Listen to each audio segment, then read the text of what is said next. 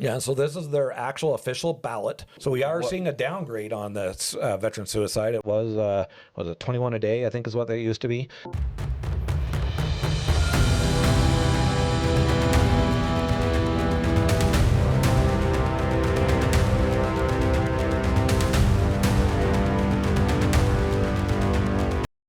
All right, welcome out to God and Country. We have a tremendous guest with us this week. This is Heath Silcox, who is a veteran of both the Iraq and Afghanistan wars, and he's a member of the Veterans of Foreign Wars. And we're going to get into a lot of the conversations about both of those. Again, we want to remind everybody to please subscribe, like, share the podcast. We're trying to get this thing out and where everybody can see it.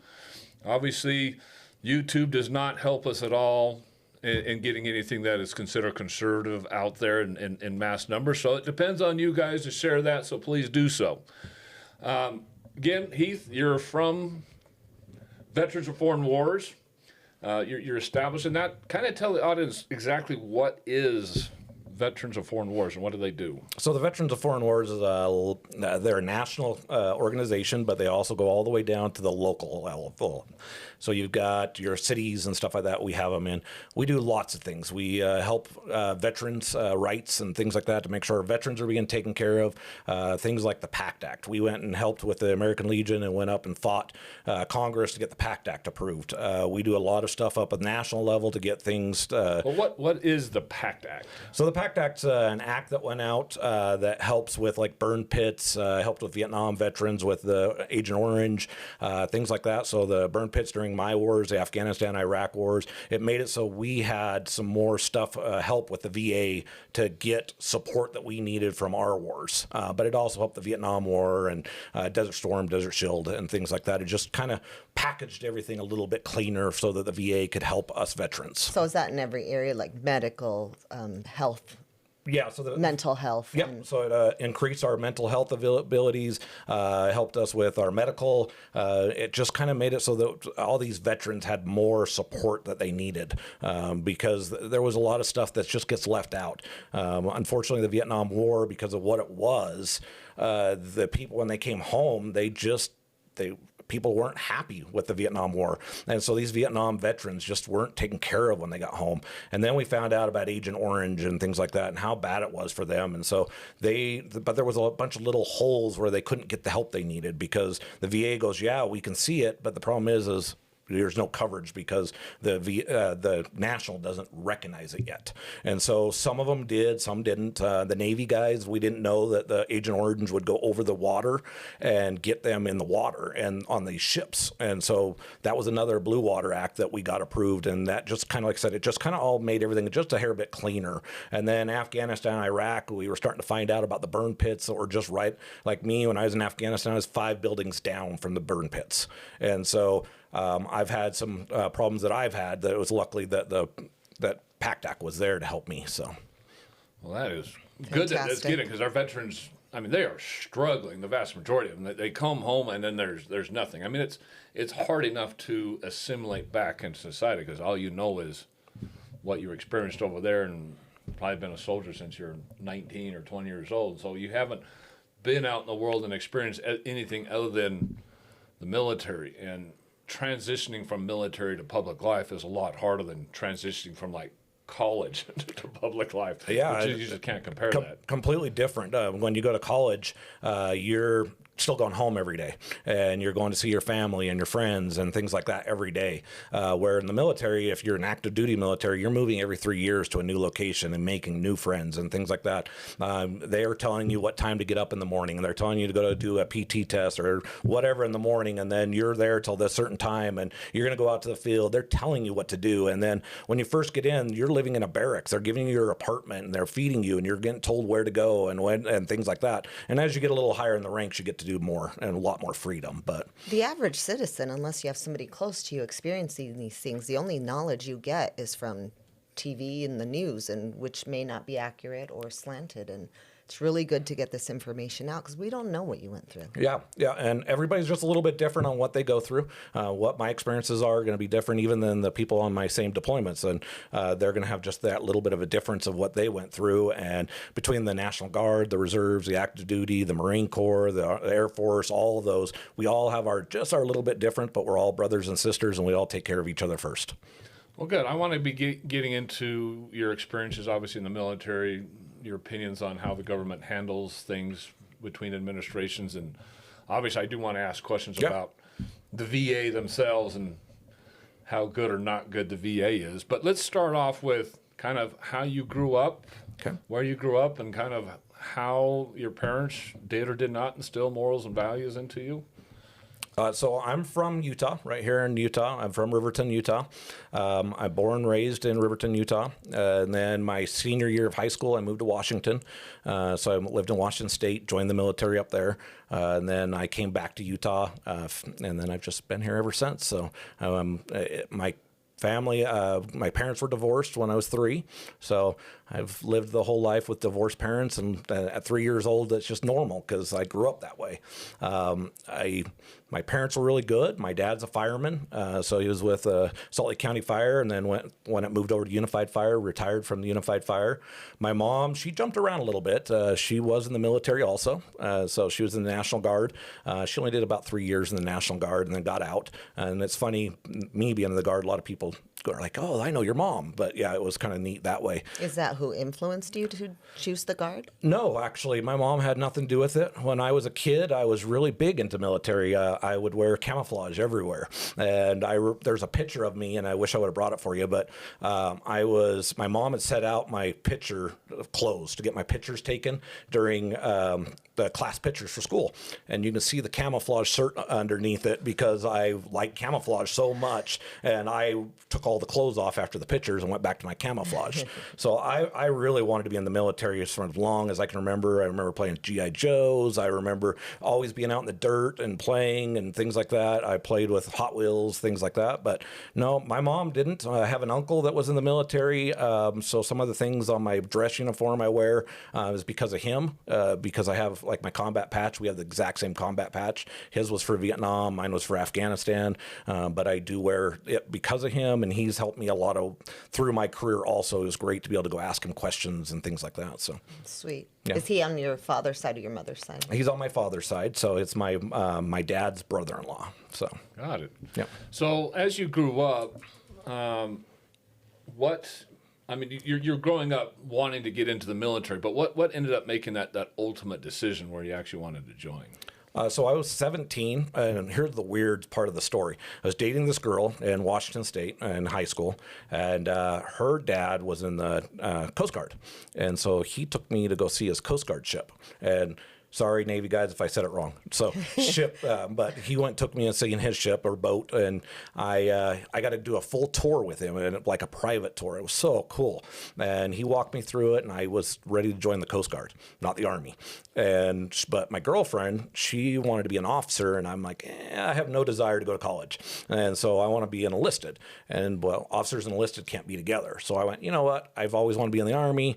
I'm going to go join the National Guard, and then that way, because Coast Guard, for the most part, stays in the United States, and I could just transfer with her. And so that was my plan. And then we broke up. And then I moved to Utah. So. Well, that would do it. Women will always have that tendency to kind of help you make decisions there, whether it's one way or the other. So as you grow up, what did you learn from your mother? What did you learn from your father that kind of instilled your patriotism? I mean, if you got a belief in God, what your beliefs in God were, what kind of instilled that into you?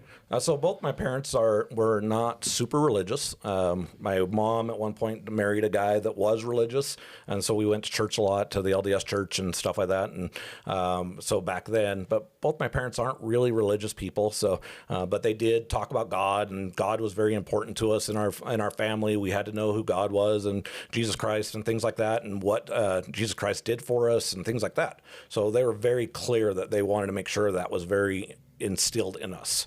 But yeah, for the most part, they just, most of my stuff is from my dad and my mom. They each give, as they should, they each give us that little bit of a piece of them. And then we grow with that piece. You take the stuff you like and you throw the stuff you hate away.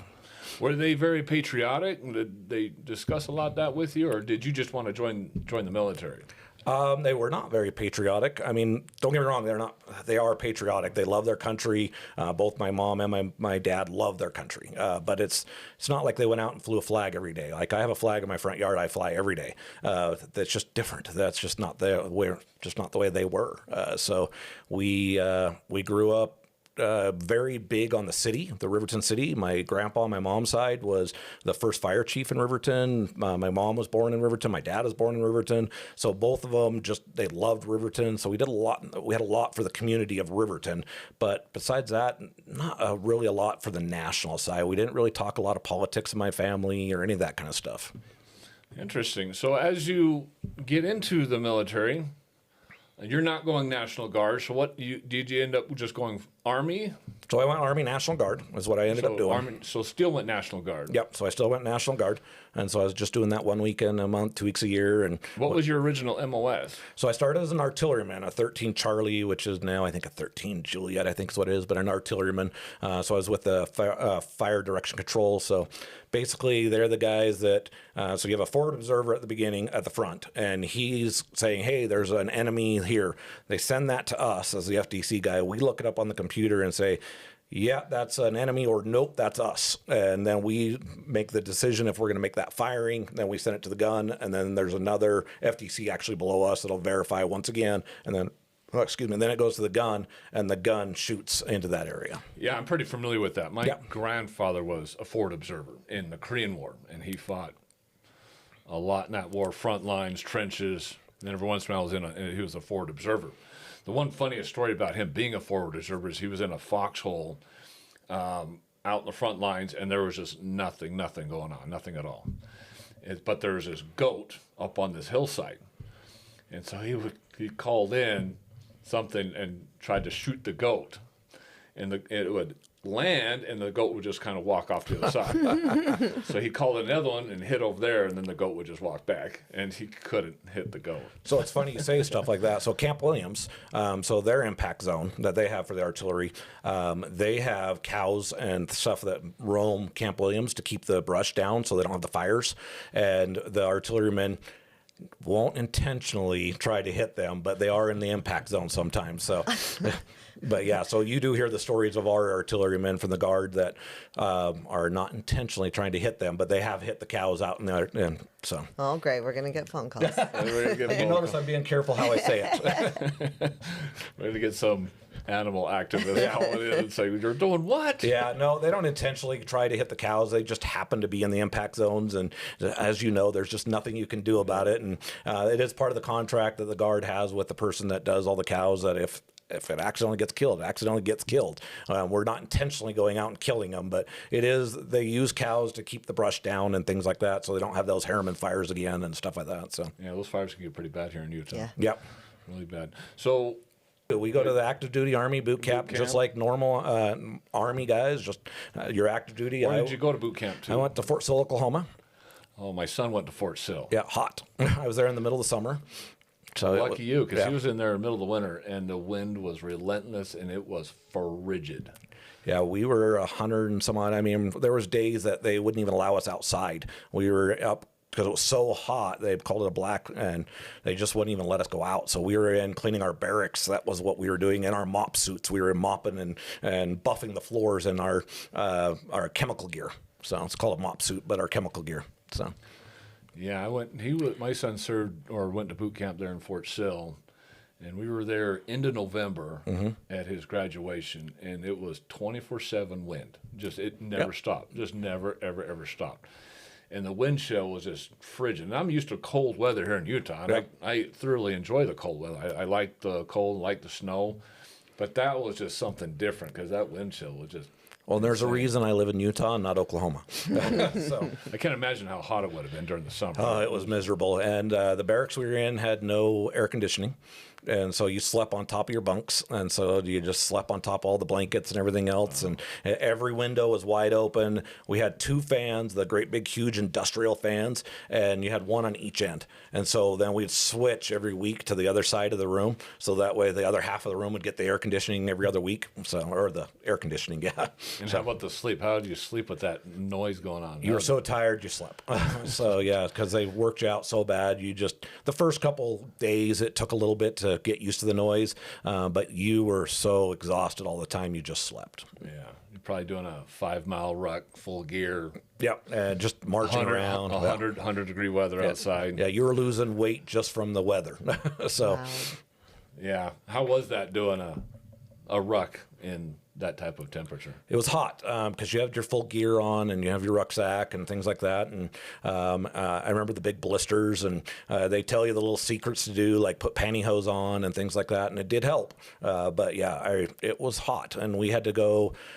We ended up ruck marching out to the range to shoot, and then you end up setting up your little shelter half, and so which is a tent, and so one guy had half of it and you had the other half, and you put it together to make a tent, and that's what we were sleeping on the ground out there. I remember doing all that. So you go from boot camp to your actual training, and so what did you go into then? How was that training? So I was at Fort Sill, Oklahoma again for mine because I was artillery, so I just stayed there.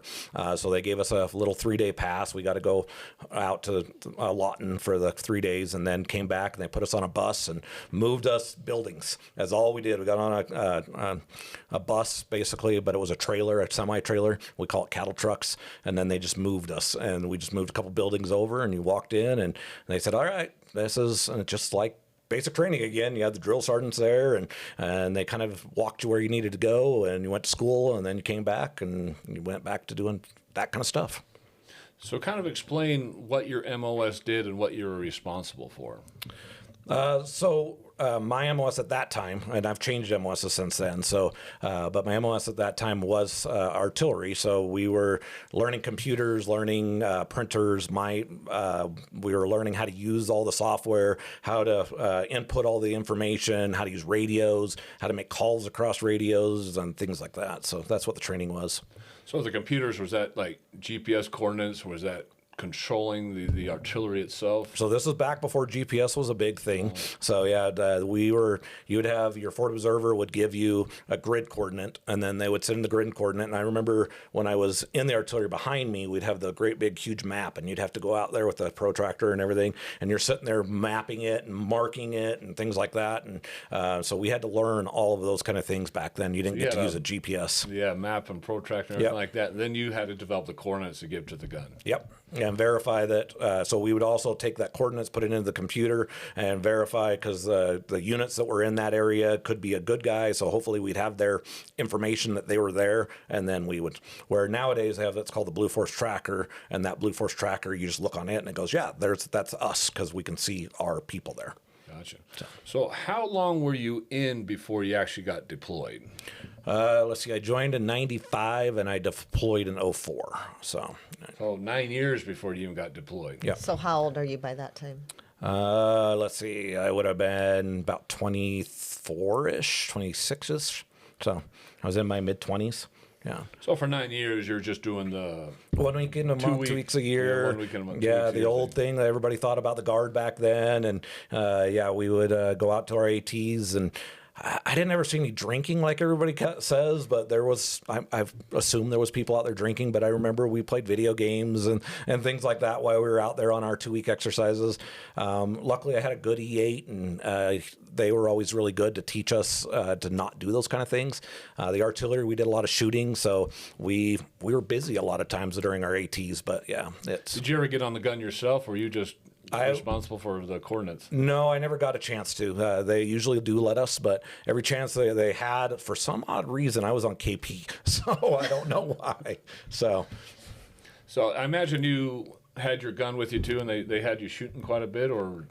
No, my M16, besides basic training, you'd only shoot it twice a year.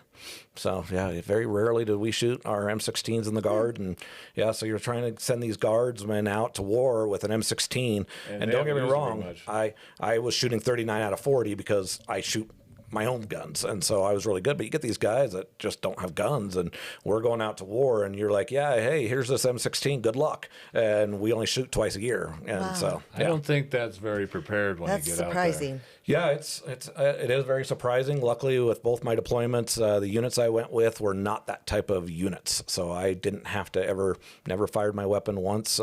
Now in Afghanistan, I did get to shoot my weapon in Afghanistan, but they took us to a range to shoot and qualify again, and that was it. But I've never fired my weapon in a negative or positive, I guess, depending on how you look at it. But never had to use shoot it downrange. Yeah, down to kill anybody or any of that sort. So. Do you think that's the same today? Do you think anything's evolved? Training's any different for the kids today? No, it's not different. No, the only difference now between when I joined and now is they are trying to make it more that you are getting more training. Now, M16 training is still twice a year. The problem they have is the funding. There's just not enough money to pay for the ammo and things like that. The other problem is with the National Guard, when you're thinking 1 weekend a month, so you're talking 2 days. And then you got all the other training with all the new IT updates and things like that, trying to keep up to date on all these trainings. M16 training is just down on the list. It's just not a priority because that's just not our job. We're not infantry. That's not what we go do. And so don't get me wrong, Utah is getting an infantry unit, and that will be their job. And so, but they probably will shoot a lot more. And the SF here in Utah, they shoot a lot more. But the artillery and the artillery shoots their big guns. They don't shoot their M16s that much. And the aviation, same thing. They're sending their Apaches up and stuff like that. That's the priority. So, okay. Yeah. Well, so you go 9 years doing that, and then you get called up. So 2004 was your first time you get called out. So go through that experience of the unit commander calls you up and says, hey, we're deploying. So here's the fun part of the whole story. So I changed jobs with the military. So I was artillery. I changed to a signal person, a 25U, a radio guy. And then I was on my third change right before this MOB. And so I was becoming a 25 Bravo, which is an IT guy. So they had sent me to Fort Gordon, Georgia.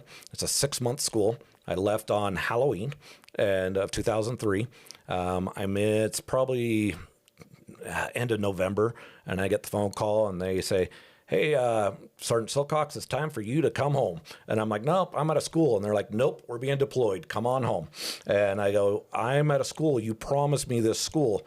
And so they go, well, let us get back to you. And so I'm going through the school, and one of the E7s that was there, that was the active duty guy, he comes over and says, hey, just so you know, you're finishing the school. So I go, okay. So I fly my wife out there to see me while I was there. She spent 9 days with me out there, and then she went home. And then I come home from that 6-month school. I was home for 9 days. And then I got on a plane and went to Fort Carson, Colorado. And then I was there for 2 weeks, and then got on a plane and went to Afghanistan. And was there for a year. So just that fast. Yep. So obviously, Afghanistan had been in the news for quite a while before you had deployed. So what was your mindset? What was your thought process going into that? Scared. It was. What were the rumors going around? What was going through your head? What were people telling you how it was over there? We did get a lot of information being National Guard. So you being the guardsman, and we were kind of the new coming into this. Guard hadn't really deployed a lot, so there wasn't a lot. So most of the people in Utah that had deployed for the 9/11 stuff, they'd done tours to Tooele.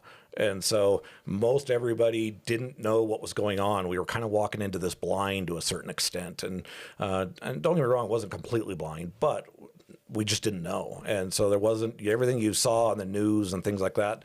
And once again, I was in Fort Gordon, Georgia, and so I was in school every day. I wasn't watching TV very often, so I had no idea what was going on. And so I knew September 11th happened. I was working the Olympics during when that happened. So it was different. It was, we walked in and you flew in, and I mean, the combat land was probably one of the scariest things I did when I went in. So here I am, a little E5 sitting on this C-130 with full battle rattle, my helmet, my all that, and my M16, and we're sitting there, and they do a battle landing, which is basically where you hard left, hard right, up, down, and then a hard landing and you're on a C-130 where there's no windows. So you have no idea what's going on, and they're just doing these hard turns, and you're like, what's going on? Yeah, because they don't want the surface to air things shooting at them. Yeah, and so we found out after it's just a normal. They do that for training purposes in case and things like that, and we just happened to be on one of their training lands. So, and I've had to experience it a second time when I was in Iraq. So, well, at least that was only a training one, because there's a lot of times where they come in where they have to do that because they're coming into the airport and they're coming in over not friendly territory, and they're all sitting down there with rockets trying to shoot down anything that comes down. Yeah, and the Air Force guys have to deal with that every day. Thank God it's them. I'm happy to be on the ground and be the person I do. So what was your wife's mindset as you get deployed? What was she thinking and saying? She was worried. We just had a kid during the Olympics, actually, 2000, my firstborn, and so worried about being alone and what she was going to do. How old was the firstborn at the time? He would have been about 3, I guess. So pretty young. Yeah.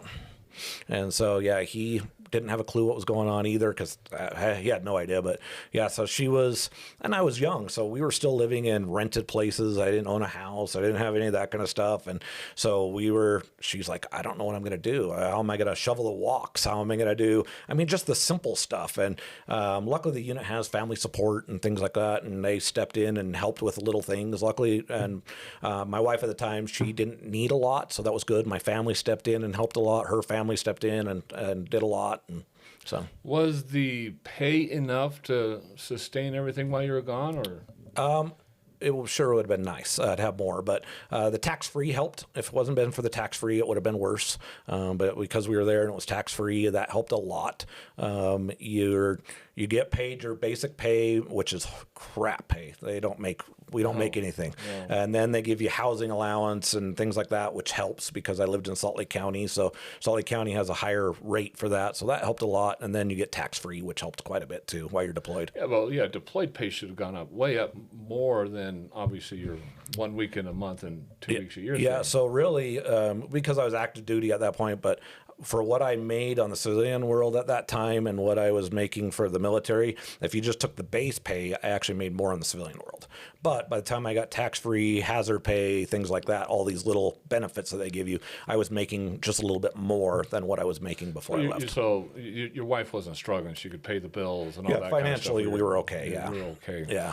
I hear a lot of stories from soldiers where they have to downsize so much when they get deployed that their family's actually struggling back at home to trying to keep the bills paid while they're gone. Yeah, we had a guy in Iraq that took a 50% pay cut to go to Iraq, and he had no choice. He had to go. Yeah, that's huge. Really tough. That's really tough. 10%'s one thing to make it, but 50%, that's an amazing amount but he's still dedicated and went and did his job and was very, very good about it and didn't hold a grudge, and he was there because he volunteered and he wanted to be there. So you're going in as a tech guy. What were your responsibilities as a tech guy? So Afghanistan, I was the help desk manager for the aviation I was part of. So we basically were doing all their computers, radios, things like that. But I was more in charge of the computer part of it. So we were just imaging computers, rebuilding computers, fixing computers, servers, switches, things like that. Just like networking, keeping the servers up, communication going back and forth between obviously the field and probably the States, right? Yeah. So we were making sure that across all of Afghanistan that we could talk through all the different bases so everybody kind of knew what was going on with each other, even though I wasn't physically the person doing that, but I was the one making sure they could do that. The weather person, just the weather, we had a little girl, E5 from the Air Force, was our weather person, and she had to have network too, so she could look up the weather and stuff like that so we could fly. And so she was giving us all those kind of data and stuff like that. So yeah, a lot of people probably don't consider that because the sandstorms over there are massive, and you got to look at that to make sure you can even get off the ground. And once you are off the ground, you got to come back too, and so you got to forecast that out so you can fly out and fly back, and your crews and everything, and the passengers you have on and things like that. We got to make sure they get to where they need to go and back safely. Yeah. And we were lucky. No, on that, both my mobs.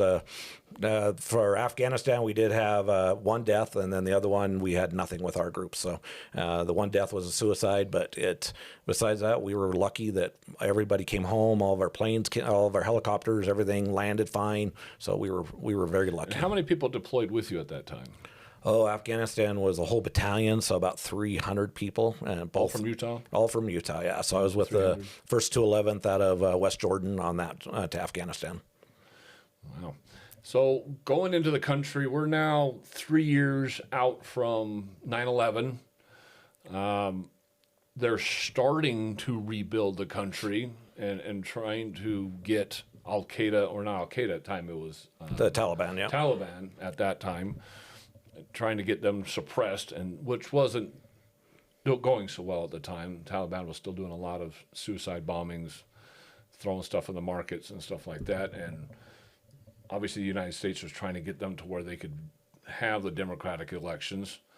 So what were you hearing in the country, and where were things at when you landed? Did you hear much of what was going on out in the field? So when we landed, we were still living in tents. So when most of the deployments now, they're living in wood huts or in trailers, things like that. But we were still in tents and things like that. So it was still kind of new at that point. We were still trying to figure out what was really going on. We were still getting rocket attacked quite often while we were there. But you would get information of why we were being rocket attacked. And most of them didn't want to rocket attack us. They were told by the drug lords that were there that they had to do it. So most of the time they would drop the bombs on us, and then they would run, and they'd leave all the equipment right there on the ground and just run.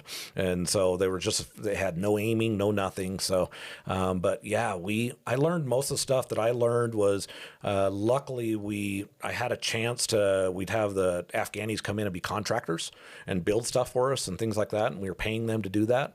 And I learned from them, they had an interpreter. And so what they would do is the workforce would come in and they would do the working, but they would have an interpreter and a cook that would come in also. And so the interpreter, that's all he did was interpret. And so we just sit there and chatted while you guard them.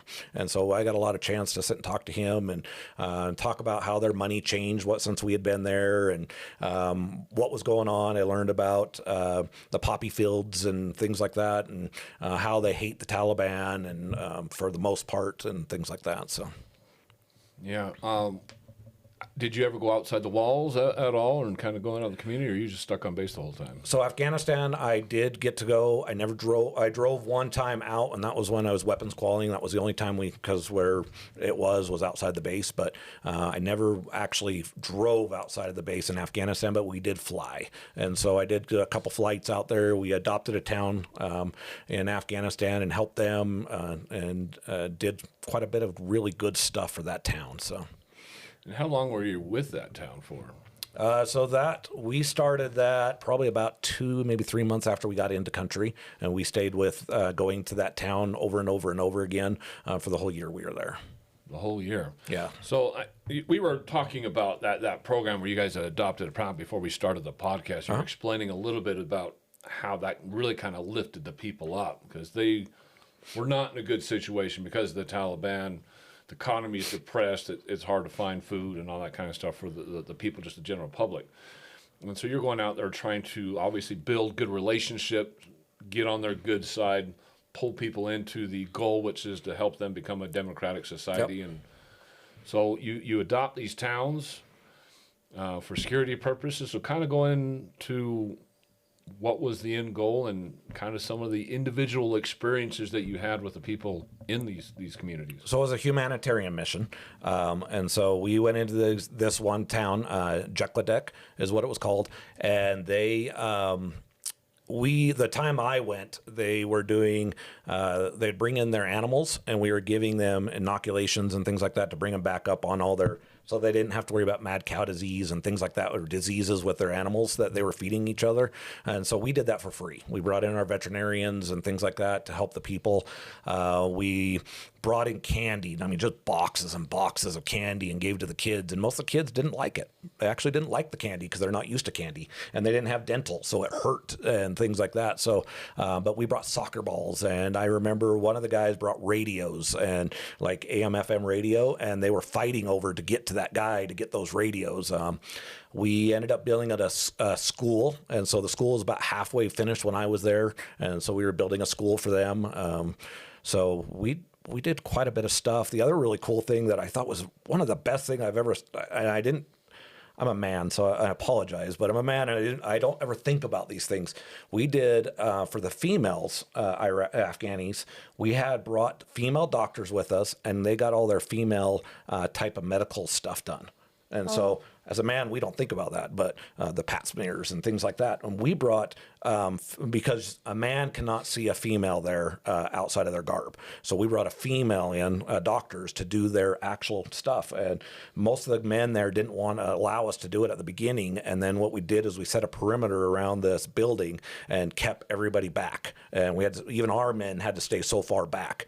And then the doctors and then the nurses and stuff like that went in, and they had to be all female. And they got to have all their doctor checks that they've never had in their life. I was going to say, did their culture even believe in that? How do you tell them come do something that we do here? Yeah, they didn't. I don't think they realized it. In my opinion, is that I don't think they realized those were things that they needed to have done. And so we like I said, we ended up doing that for them. Obviously I didn't get to see anything because I wasn't allowed to be very close to it, but it was really cool to be part of that mission and get to see that we did that for them. It was really neat. I'm glad we got to do some of those humanitarian things. Some of the other things that the mayor there, or the elder person there, he ended up inviting me, or some of the group of us, and I was one of the people, got to go eat with his family. And that was really cool. It's, they don't have a lot of money. They don't have a lot of food, and yet they're willing to sit down and feed us. And it was ended up being goat and rice and pomegranates, and I called it alfalfa tea is what it tasted like. It tastes like alfalfa to me, but it was amazing to sit there, and you sit on the ground. They don't have furniture or anything like that, and you're in a wood hut or a mud hut, and you're just sitting there and eating with them, and they're talking, and you have the translator going back and forth. And obviously I was a little E5, so I didn't get to talk, but the colonels and stuff like that, they were talking and things like that. But it was really it was an opportunity that most people never would have got in their lifetime.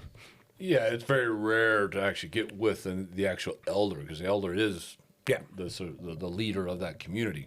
So what were kind of some of the things that the elder was talking about and telling you guys? Basically, he was telling us how they would talk a little bit about Taliban and the mines and things that they'd put out in the fields and stuff like that. And he talked about all the stuff we were doing for them, and the next time we come and things like that, what to expect and things like that. They even they're like, well, you see how you guys have landed there the last 3 times? If we know that you're landing there the last 3 times, so does the Taliban. And we're like, oh, yeah.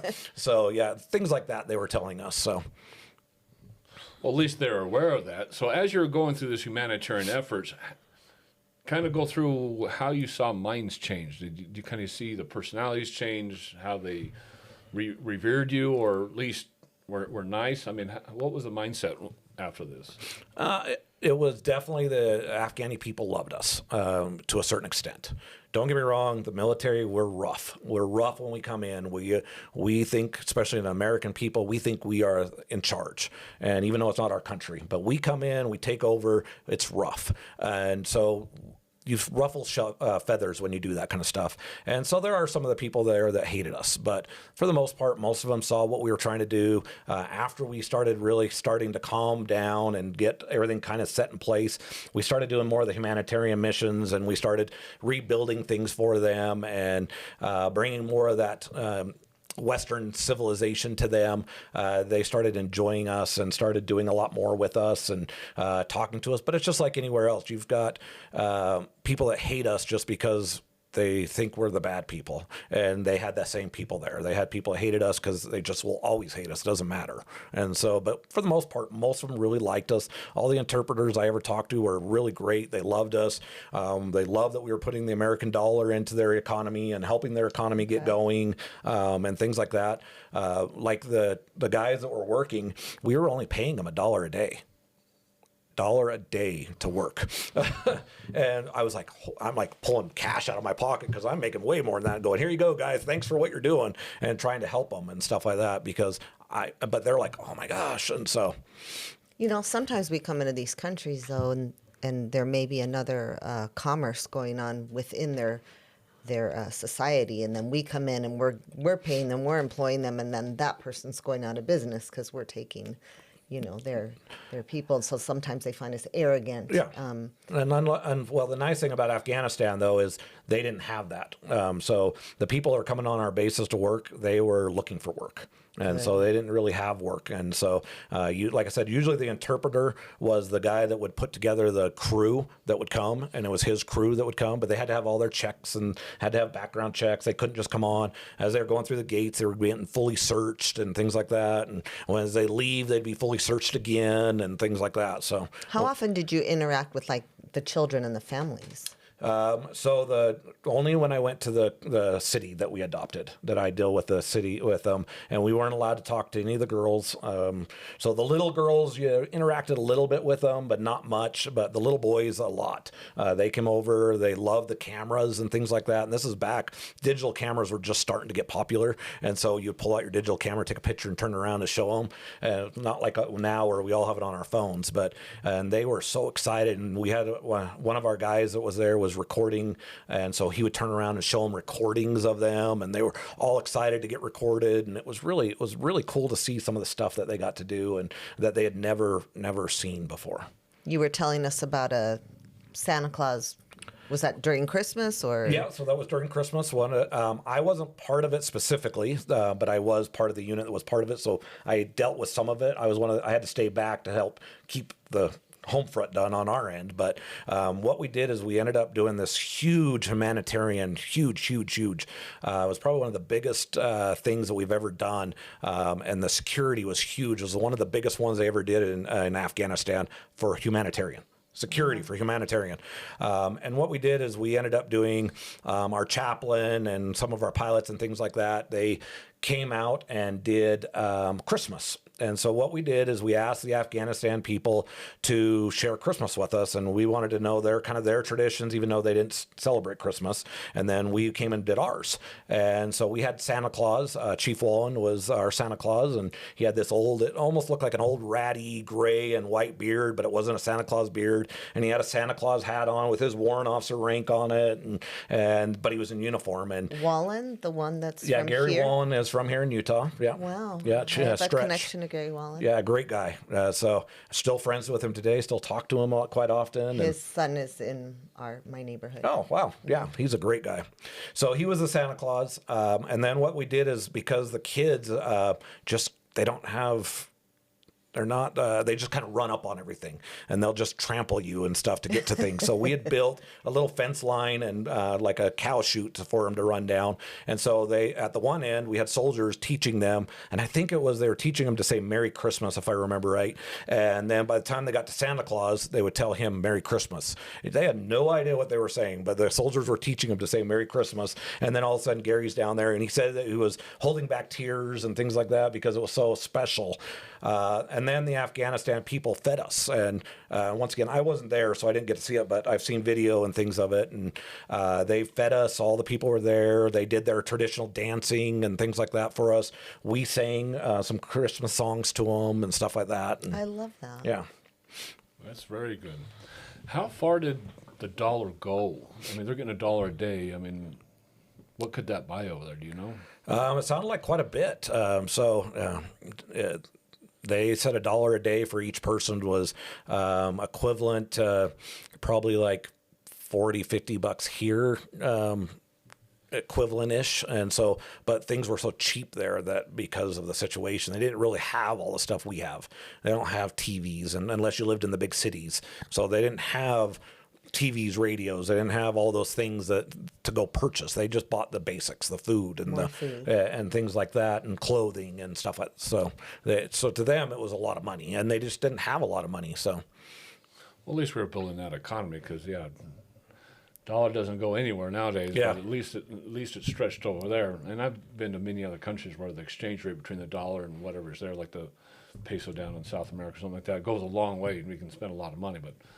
I've never seen $1 a day, so I was curious as to how far that actually went over there. Must have gone well because they would come back every day for that $1 a day. So, and they worked every day, 7 days a week. They were working on our bases and anything that we had. So I'm guessing at that point it must have went quite a ways. So obviously I didn't get to go into town and see all this stuff and see how they were spending their money. But yeah, if it was me and that wasn't enough money, I'd be doing something else. So good. Yeah. Well, there couldn't have been that much work there over there either, because they had just gone through full war. A lot of the destruction had happened, and there probably just wasn't any other options at the time. Yeah, the Russians really ruined that country. When we were the base I was in up in Bagram, they still had Russian planes and stuff that were blown up that were just left, and still just garbage all over the place. Just next to our airfield was a minefield that the Russians left, and the Russians left it. It wasn't the Taliban, it was the Russians. And so we had to go through and mine all that, and the Russians just, they did a number on that country. And it just, unfortunately, the Russians caused what's going on in Afghanistan at this point. The Taliban was able, because the Russians moved out, and the Taliban was able to come in with a country that was just folding. And so if the Russians wouldn't have destroyed it, I think they probably would have been in a different situation. I hear a lot of stories about young kids going out to those minefields and not realizing where they're at and getting legs and stuff like blown off. Did you see any of that? Or? I didn't see any of that, so thank God. I'd never want to see a kid, any of that kind of stuff with kids.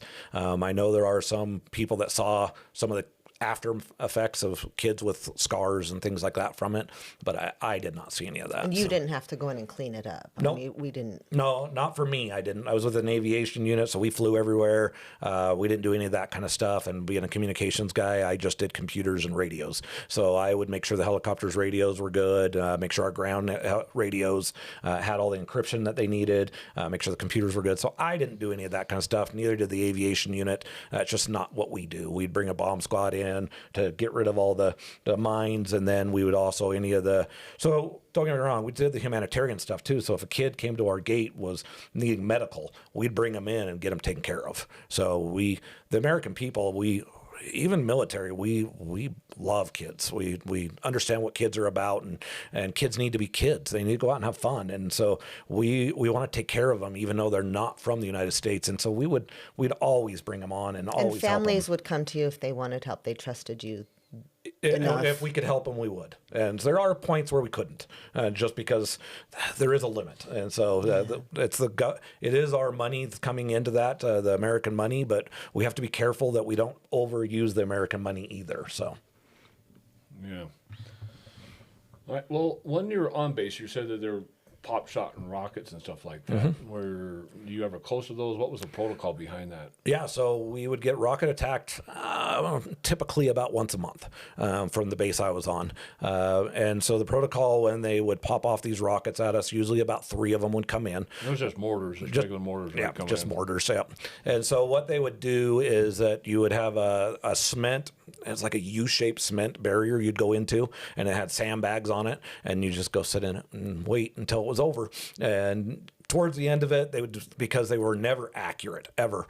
And so towards the end of it, you're like, am I really going to go back? And when they shoot in the middle of the night, you're like, am I getting up in the middle of the night to go sit in this? But you would, because in case. Your wife would appreciate it if you would. Yeah.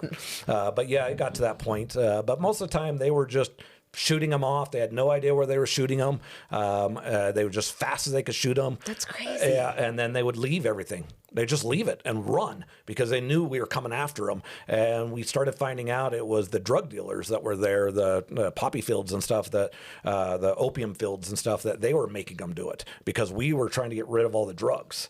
And so they were making these Afghani people saying, we're going to kill your family if you don't go do this. And so they didn't want to actually do it, but they were afraid for their family. Control and manipulation that was over there, right? Horrendous.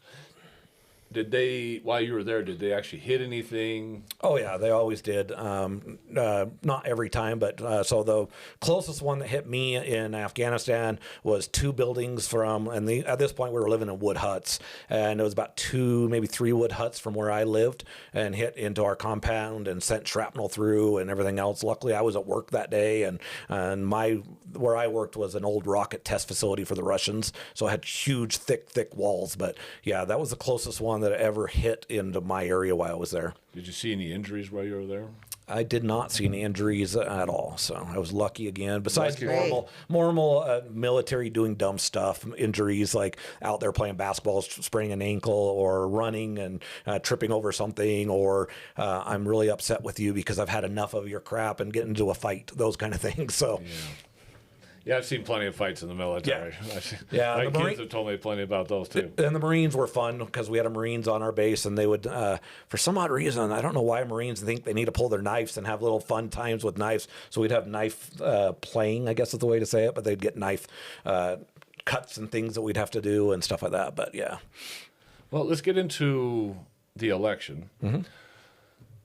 So towards the end of 2004, they're trying to push to become Democratic, and they say, okay, let's start this election process. Kind of go through how that started, and there's a lot of people that got into and wanted to be candidates. You got something you're going to share with us here? Yeah, so go through that. So they started for their first election, to free election types forever. They've never ever got a vote for their president, and so but at the time, the person that was kind of running the country was Karzai.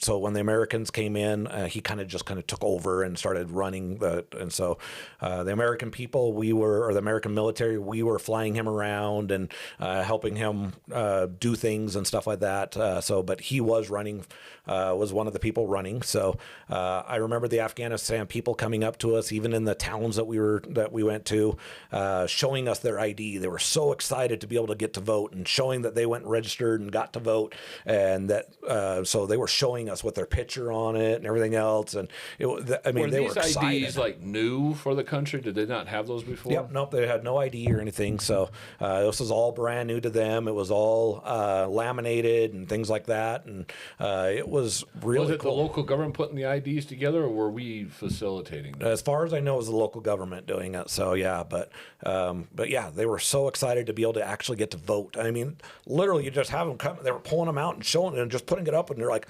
yeah, because I take it for granted. I get to sure vote. And so for me, it was no big deal. And so, but yeah, they were so excited to get to vote. And so, yeah, it was really cool. So the thing I brought with me, and I don't know how you want me to show this, but it's the ballot that they had. And so this is the ballot. Let me see that real quick. And I'm going to show this to the audience real quick. We're going to get right up to the so where it's perfect. Yeah, so this is their actual official ballot. So we were lucky enough with the aviation unit I was with that we got some of these. We had an Afghani person build this frame for it. So this is an unused, obviously, ballot. And the picture right there, you can see female there. She was she was the only female that actually ran. And then towards the top, the second from the top is Karzai, which is the guy that actually ended up winning. And so he was the first official president of Afghanistan, right there. Yeah, this is Karzai right here. So that ballot is a very, very big piece of paper. That is a big ballot. Yeah, That's For those who are listening on a platform and not watching us on YouTube, how many candidates is this? I don't know. 1, 2, 3, 4, 5, 6, 7, 8, 9, 10, 11, 12, 13, 14, 15, 16, 17, 18 candidates. Can you imagine? You're picking one from 18. Yeah, think about what we do. We're picking 2. And they have 18 to pick from. Yeah. And each one's got their own party or their own background or their own group of family, their own, I don't know what they call it, clan or...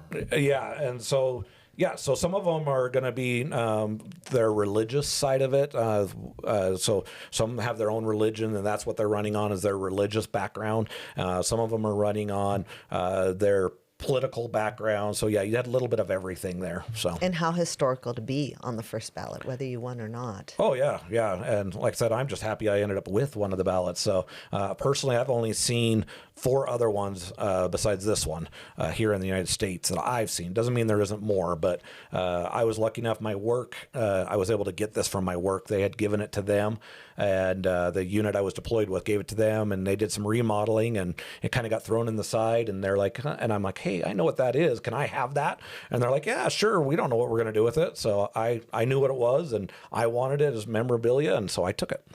So, well, kind of explain how that leading up to election happened, what you experienced or what you saw going on around the country on election day. Then, yeah. So for us on election day, or even leading up to elections, we saw Karzai, the American forces. We were taking him in helicopters and help. He had his own security force, so don't get me wrong when I say we were helping do his security too. But we were helping security, but we weren't his main security. And then, but we'd fly him all over the place. And so, and then my opinion is that I think the Afghanistan people voted for him because of that. Because the American people, we came in, the American military, to fix their country. We had started helping redo things and stuff like that. So the American people, or the American military, their people saw that and saw Karzai was behind the Americans. And so I almost wonder, in my opinion, is that maybe he wouldn't have won, or maybe he would have. I don't know if the Americans weren't helping him as much as we were. But I know I was told that they were flying him around and things. I know on election, we were stood up and were helping with the elections, and I'm not sure in what capacity we were doing. I know on the base we were at, we were closed down for a most part. We weren't really allowed to do much. We weren't even allowed to call home to discuss anything, stuff like that. So they probably didn't want anything affecting the election, affecting the results. They didn't want rumors getting out too early. Yep. Nothing that would affect it, because I mean, that election was not only a massive step for Afghanistan, but it had a lot of political ramifications here back at home. I mean, there's politicians here that this was their end goal, right? And their future as a politician, right? Well, depending on this turning out well. Yeah, and what you don't want to think about it is when we go into a country, and even Afghanistan or Iraq, when we go into that country, we want to make sure when we leave that country that it's in better condition than it was when we left. And so most of the time we want to try to steer, if we can, who that new leader is going to be, to try to help that leader succeed. But we also want to steer it to somebody that we feel is going to help the country and also be a pro American country. And so Right. So I have just a little bit of information leading up to that, and I don't know how much information you know about this, but there was, obviously they were fighting against the Taliban. Taliban was way against the election, trying to do everything they could to stop the election, because they just wanted to come back in control. And leading the Taliban at the time was a guy named Nek Mohammed. Did you hear anything about him while you were? I did not hear anything about him. So nothing much. Yeah, luckily, because once again, because I was such a low rank and what I didn't go sit through any of the update briefs and any of that kind of stuff, just because of what I did. I was somewhat secluded. I was kind of lucky in some of those kind of things, and I didn't get to. Some of the things have been great to hear, but some of the other things I'm glad I didn't get to be part of. Some of the information suggests the Taliban was a little bit more wannabes. They wanted to appear like they were the big threat, but you're saying it's really the drug lords. Yeah, it was definitely the drug lords while we were there. They were the ones that were doing more of the damage to us. Don't get me wrong, Taliban was doing stuff, but most of the Taliban wasn't. They were on the outskirts. They weren't really anywhere near us. Were they trying to take credit for things that had been done by the drug lords? Not that we've ever seen, not that I was ever told, at least. Most of it, we were told it was the drug lords that were trying to do it because we were getting rid of the drugs. So anytime it affects someone's pocketbook, they tend to get upset. Yep. And I imagine the same thing is going to be happening right now with the cartels down in Mexico, because now that they're declared a terrorist organization, which specifically attacks the pocketbook, it freezes accounts and all that kind of stuff, and that can really upset the apple cart for the cartels down in Mexico. I'm sure that's what was happening with the drug lords over there. No, I agree. And we were told, and I don't remember if it was one of the interpreters that told me, but he said, what would you prefer to do? Would you rather grow drugs and make good money, or grow corn and make almost no money. And so even the Afghanis, even though they were against the drugs, they were still growing them because they were making more money on it. And they were against drugs, and they didn't take drugs, but they were growing it because they made more money off of it than growing corn or wheat or whatever. And so that's why they were doing it. So it's all about the dollar sometimes. Well, just to kind of give the general public kind of a little bit of an idea of what was happening right before this election, because, I mean, this election, again, they were trying to stop it as much as possible. So Nick Mohammed was trying to stop the election. He wanted to be in control. He wanted to kick the U.S. out. And he was based out of Pakistan, and he just coming across the border all the time whenever he needed to. And the U.S. was asking Pakistan to do something about it. And Pakistan, like, look, we're hands off. We don't want to get involved.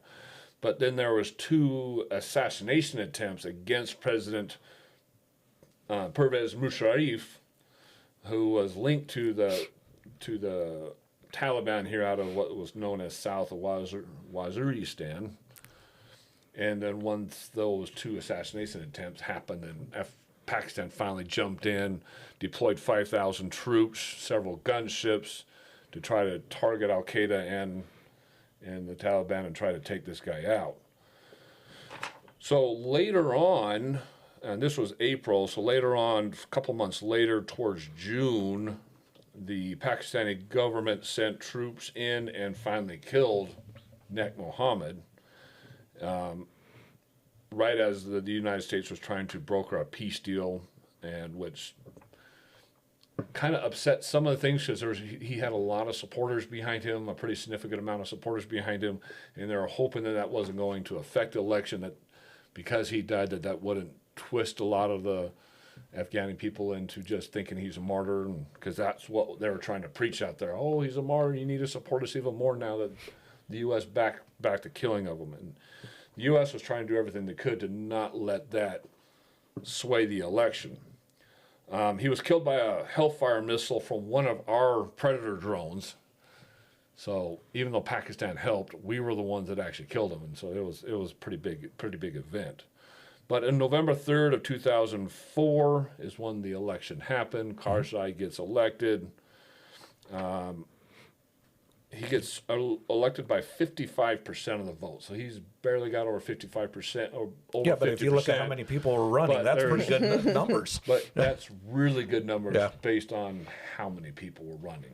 So, and they don't have a runoff election. They don't have a what do we call it, a first choice election. Oh yeah. Where they have to have a run like pre-election, or what they're doing up in New York right now, right? Yeah. Or ranked choice is what I'm trying. They don't have a ranked choice election or anything else like that. It was just Karzai won. So there was a lot of threats coming in from the Taliban and Al-Qaeda after he won. So post-election aftermath, what did you see and hear? What did you kind of experience over there? Yeah, so for us, after the election, we flew some more missions. We flew a lot more missions. We stepped up a lot more of our missions and things like that. But for the most part, for the American side of us, we didn't see a lot of, besides more missions, we didn't see a lot of more of attacks on us, on our base at least. And are you hearing anything about attacks in the cities? Because I was watching the news and there was attacks in the cities, car bombing and stuff like that. It wasn't out of the norm.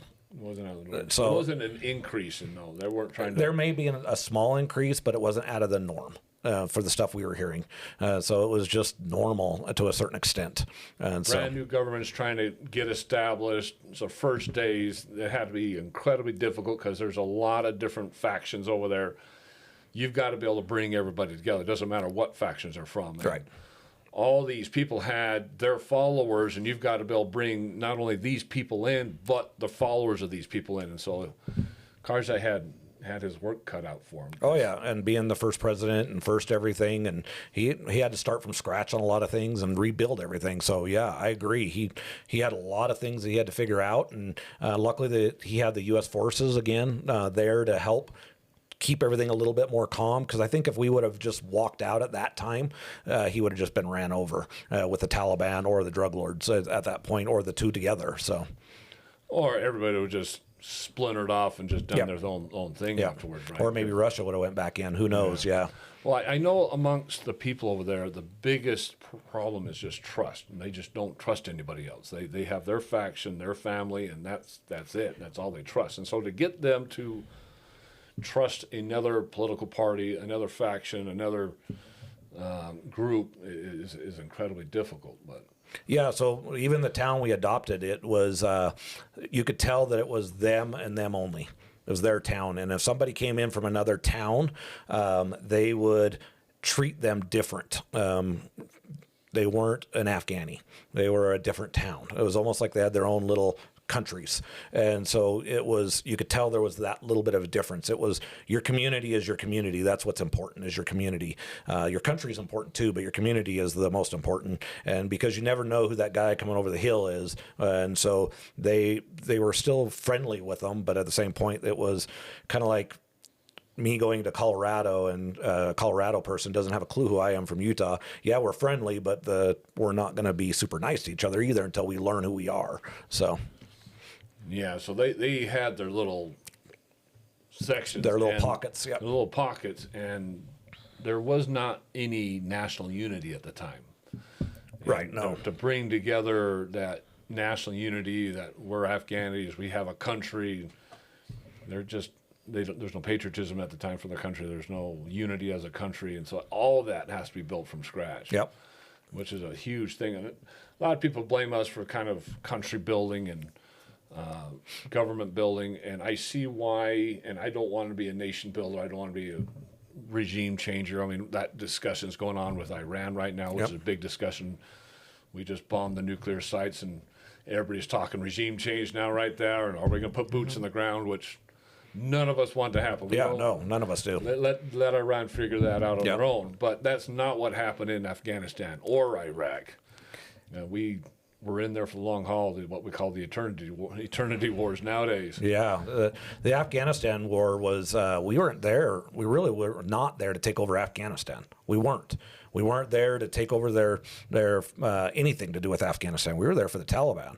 We were there for the people that bombed our country, bombed 9/11, and flew those planes. Those are who we were after. We were not there to take over a country, nor were we there to do anything with that country. We were there to find the Taliban and to get rid of them.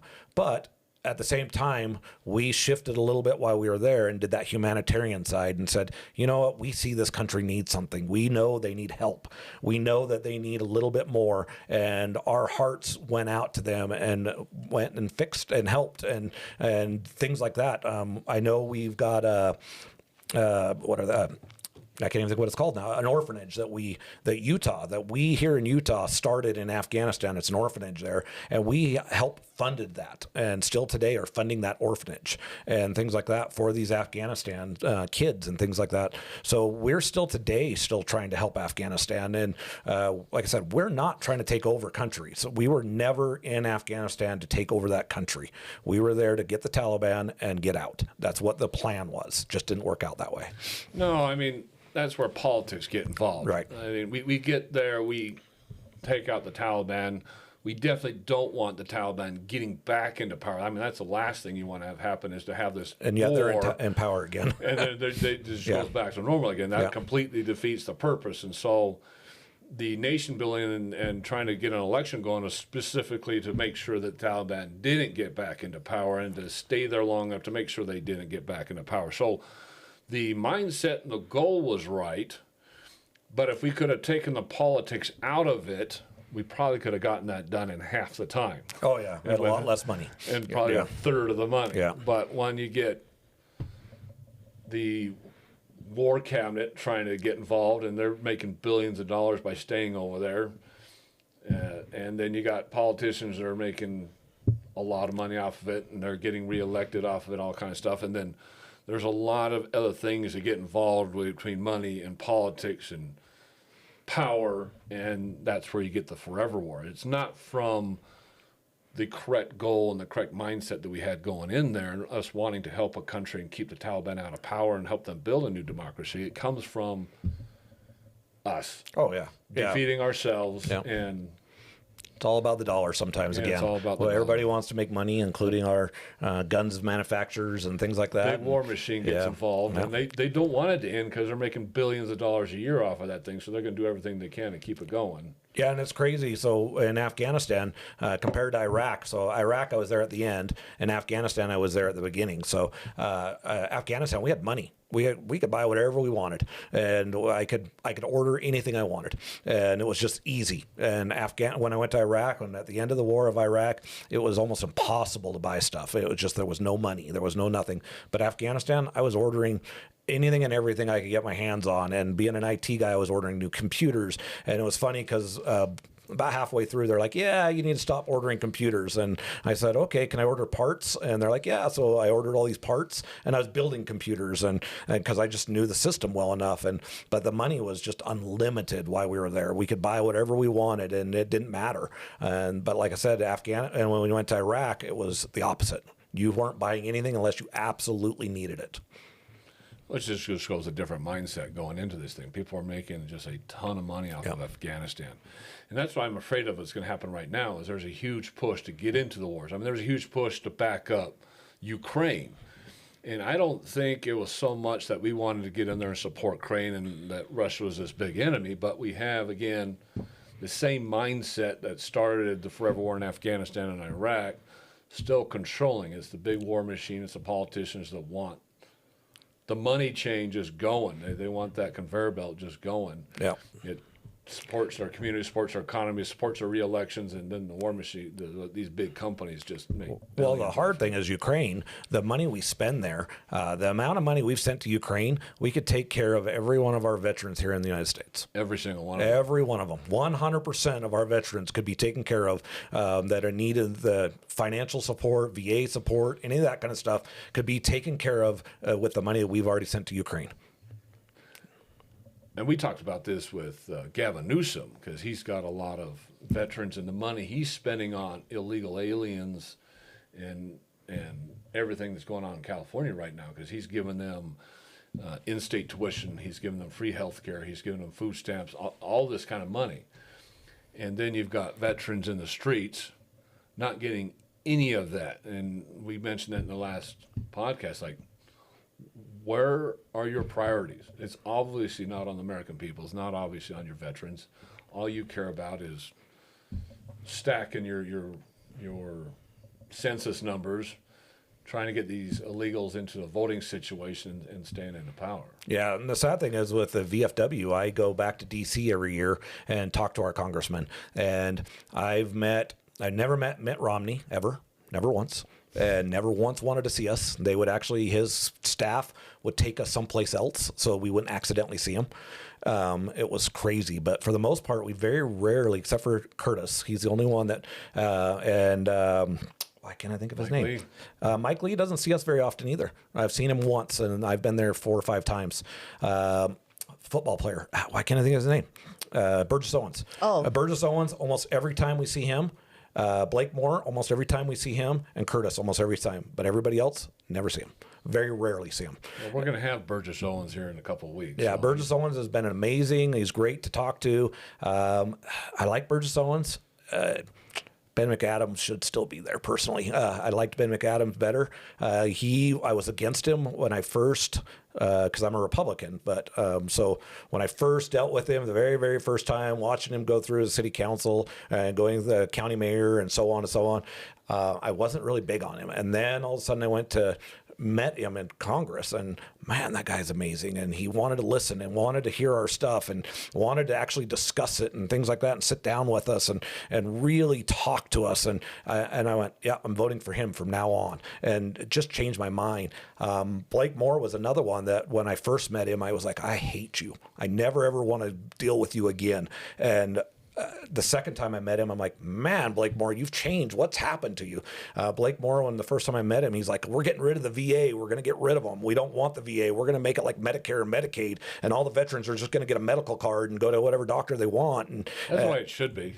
No, I disagree with that. No. The problem you have is that when the VA sees stuff that the civilian world doesn't see, so these burn pit problems that we have, because all of us veterans are coming to the same locations, they're seeing a trend now. Where if I was going to your doctor or my a civilian doctor out there, they're not going to see the trend because they're only seeing one or two. I totally agree with that. But that's why we need the VA is for those kind of things where they won't see trends, they won't see any of the kind of stuff. Yeah, so well, you got concussions. Yeah. You got post-traumatic stress disorder, and you've got traumatic brain injury. Yep. Traumatic brain injury, and the VA is next to none when it comes to that. Yeah, and they're my honest opinion is it should be a combination of both. I mean, you should have the VA, but then when you're just your normal. So it is to a see certain extent a combination of both. So the VA, if you're outside of a certain from them, you do get to go see civilian stuff, and so they also send you out to civilian things too if they can't handle it. So they are doing a combination already. It's just that for your. I don't think the VA does very well in psychological help.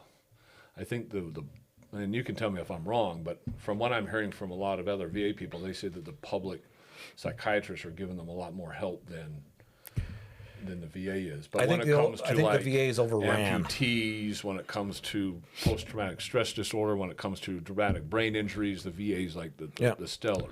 Well, so think of it once again, the dollar. The dollar comes down to this. These psychologists, these doctors, and don't get me wrong, my psychologist here at the VA, he's great, amazing person. I loved him to death, helped me with my PTSD, got me through a lot of really great things, did a lot of great things. But it is really about the dollar. If you're a doctor and you can make, and at the VA you're making $100 an hour, but you can go to the civilian world and make $200 an hour, where are you going to go?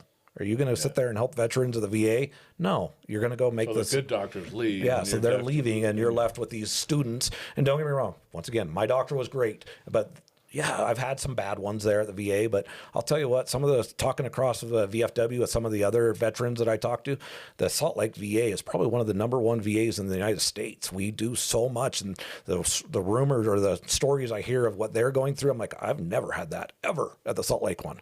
So it's hard to say because some of the states are worse than others.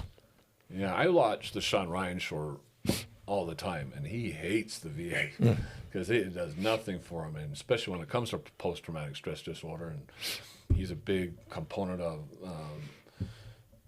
psychological drugs that kind of helped him got through it. And he went down to Mexico and got some help down there from some psychotropics and just a lot of stuff that the VA is just not offering. So he won't even go to the VA. We had a veteran come up to us at convention saying how difficult it was for her to find. She's really upset because she has a lot of difficulties getting help from her. Yeah. Remember the biker woman? Yeah, the biker woman. Then I agree. The VA has their problems. 100% agree with you. And there are things that the VA just can't do. And they're federally required to do certain things. There's just nothing they can do. And I agree with you. There are definitely things out there that are on the civilian world that are better for us. And the VFW, we have been fighting the Congress to try to approve some of those things.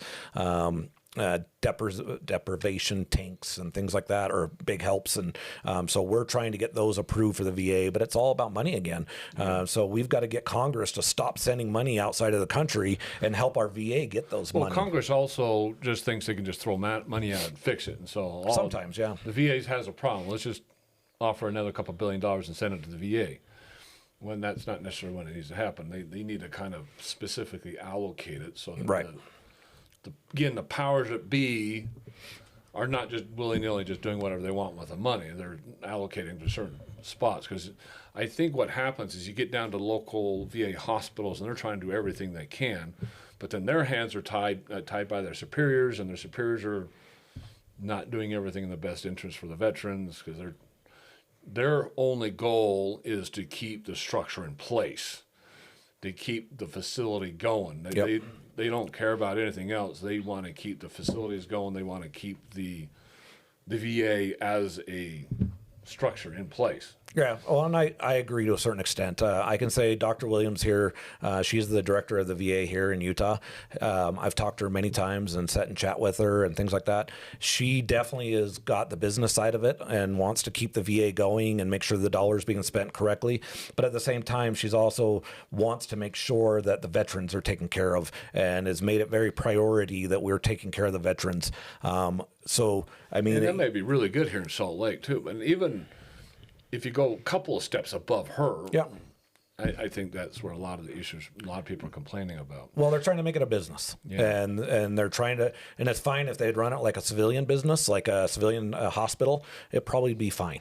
But they're also trying to make it run it as a business, but also run it as a federal government. And the federal government, have they ever been good at anything? I look at Medicare and Medicaid, and those things aren't run very well at all. And I work for the federal government, but yeah, the federal government, they're there, and they help a lot of things. They do a lot of good things, but at the same point, they do a lot of bad things too. They just throw money at things that shouldn't be thrown at. And DOGE has helped fix a lot of that stuff, but also caused a lot of problems because of it. So. Oh, because they woke up a lot of things, and a lot of people saw what was happening with it. And now heads are rolling, and people that had slush funds here and there and are doing whatever they want can't do it anymore. So, I agree. It's causing a lot of... It caused headaches at my job. So I was on the every day or every week writing the 5 things, and it was funny to listen to everybody complain about it. And I'm like, why do you care that we have to write what 5 things we've done for the week? It's 2 seconds to write what you did. Are you telling me you didn't do anything for this week? You just sat there all week? And they're like, well, and They just don't like being told what to do. Yeah, they just don't like have to send that we did the 5 things. And I'm like, who cares? Who's reading this? There's how many federal employees that have to do this? AI machine reading it. Nobody's reading this. Who cares? Just send it. And don't get me wrong, my 5 items were just little teensy. I did this. I did that. I did customer support. I was waiting for a customer to walk into the door. It was simple, and so it was crazy what we had to deal with. And well, I remember when Elon came out, and everybody was on top of him for sending that out and saying, just pick 5 things and send it in. We just don't want to know there's a butt in a seat, because there's paychecks going out to nobody, and we want to know who's who. And there's a huge uproar in the news about, why do I have to write 5 things down? So it's kind of nice to meet somebody that actually had to do it. Yeah. And this is a unique experience about talking to somebody that actually got that email and actually had to do something, do that. Oh yeah, don't get me wrong. There was weeks that I'm like, man, I was working on a huge project that took me all week. One project, and I got to write 5 things. That sucked. And so, or you take a day off and take a leave day. And so do you write, I took leave. And so they had no real clear guidance on what we were writing. And so that was the hard part. I don't think it really mattered. I just think they wanted to know there's somebody there and somebody was working. Yeah, I agree. And so I think it fixed a lot of the telework problems that they were having. With my job, we had a lot of telework problems where people were teleworking. And when I say teleworking, they were on vacation. And so we had an employee in our office, and every time that they would take telework time, they were down in Vegas. I'm like, how's that possible? You live in Grantsville. And how are you getting approved to do telework in Vegas? So during COVID, I'll be honest, when I was teleworking during COVID, I'd get up in the morning. I have a government phone, and so I could see all my emails on my government phone. I'd get up in the morning, check my email, turn my computer on, check my email again, respond to all my emails. I'd go up and sit and watch TV for a few hours, go back down, check my emails, because there was nothing else to do. Because what I do for a living, I'm a radio guy, so there's no radios to work on because I couldn't go into work on them. So that's all I would do during that. But after we were able to come back to work, they were like, oh yeah, you can telework still. And I'm like, why? I said, I need to be at work. What I do, I need to be here. But some telework people do a lot of great things. So. I think there's a lot of agencies out there that's exactly what they were doing, which is why a lot of people are really, really upset about it. IRS agents, USAID people, defense people, education, and the Department of Education that were literally work from home was paid vacation. Well, permanent, long-term paid vacation. Yeah. Oh, I know guys that are, I've got a friend of mine, he's a contractor for the FBI and DISA, both contracting, and they're both telework jobs. And so he works full-time for 2 jobs sitting at home and getting paid full-time jobs. And he's probably working an hour a day, and the rest of the day he's doing nothing. Yeah. And so he's like, so they're talking, he has to start coming into work, and he's like, I don't know what I'm going to do with 2 jobs. One's at Hill Air Force Base, and the other one's in Idaho. And so he's like, I don't know what I'm going to do. So, well, I think that's exactly what they're trying to cut out. Right. As part of the waste and abuse is just people just not working, and there's just too many people on the payroll. Yep. I agree. Yeah, and we need to shrink our government. Once again, I'm a government employee, and it sucks and it hurts and sucks for my family and things like that. But we still need it. We gotta get that budget under wraps. We've got to get it back where it was and get it going back down. Like when and I'm not a Clinton fan, but back when Clinton was in power, he got it to down, and we've got to get our budget going back down. If we don't do it, we're gonna lose. Well, let's get into Iraq, and then I want to come back to the VA specifically, because there's a lot of people interested in knowing exactly how our veterans are being treated post-war. So I really want to develop a lot of time on the VA and your opinions on what's going on in current events, but I don't want to leave behind your experiences in Iraq. So after you get deployed to Afghanistan, you have the election. How does that wind down? You come back, and then how long before you get redeployed again?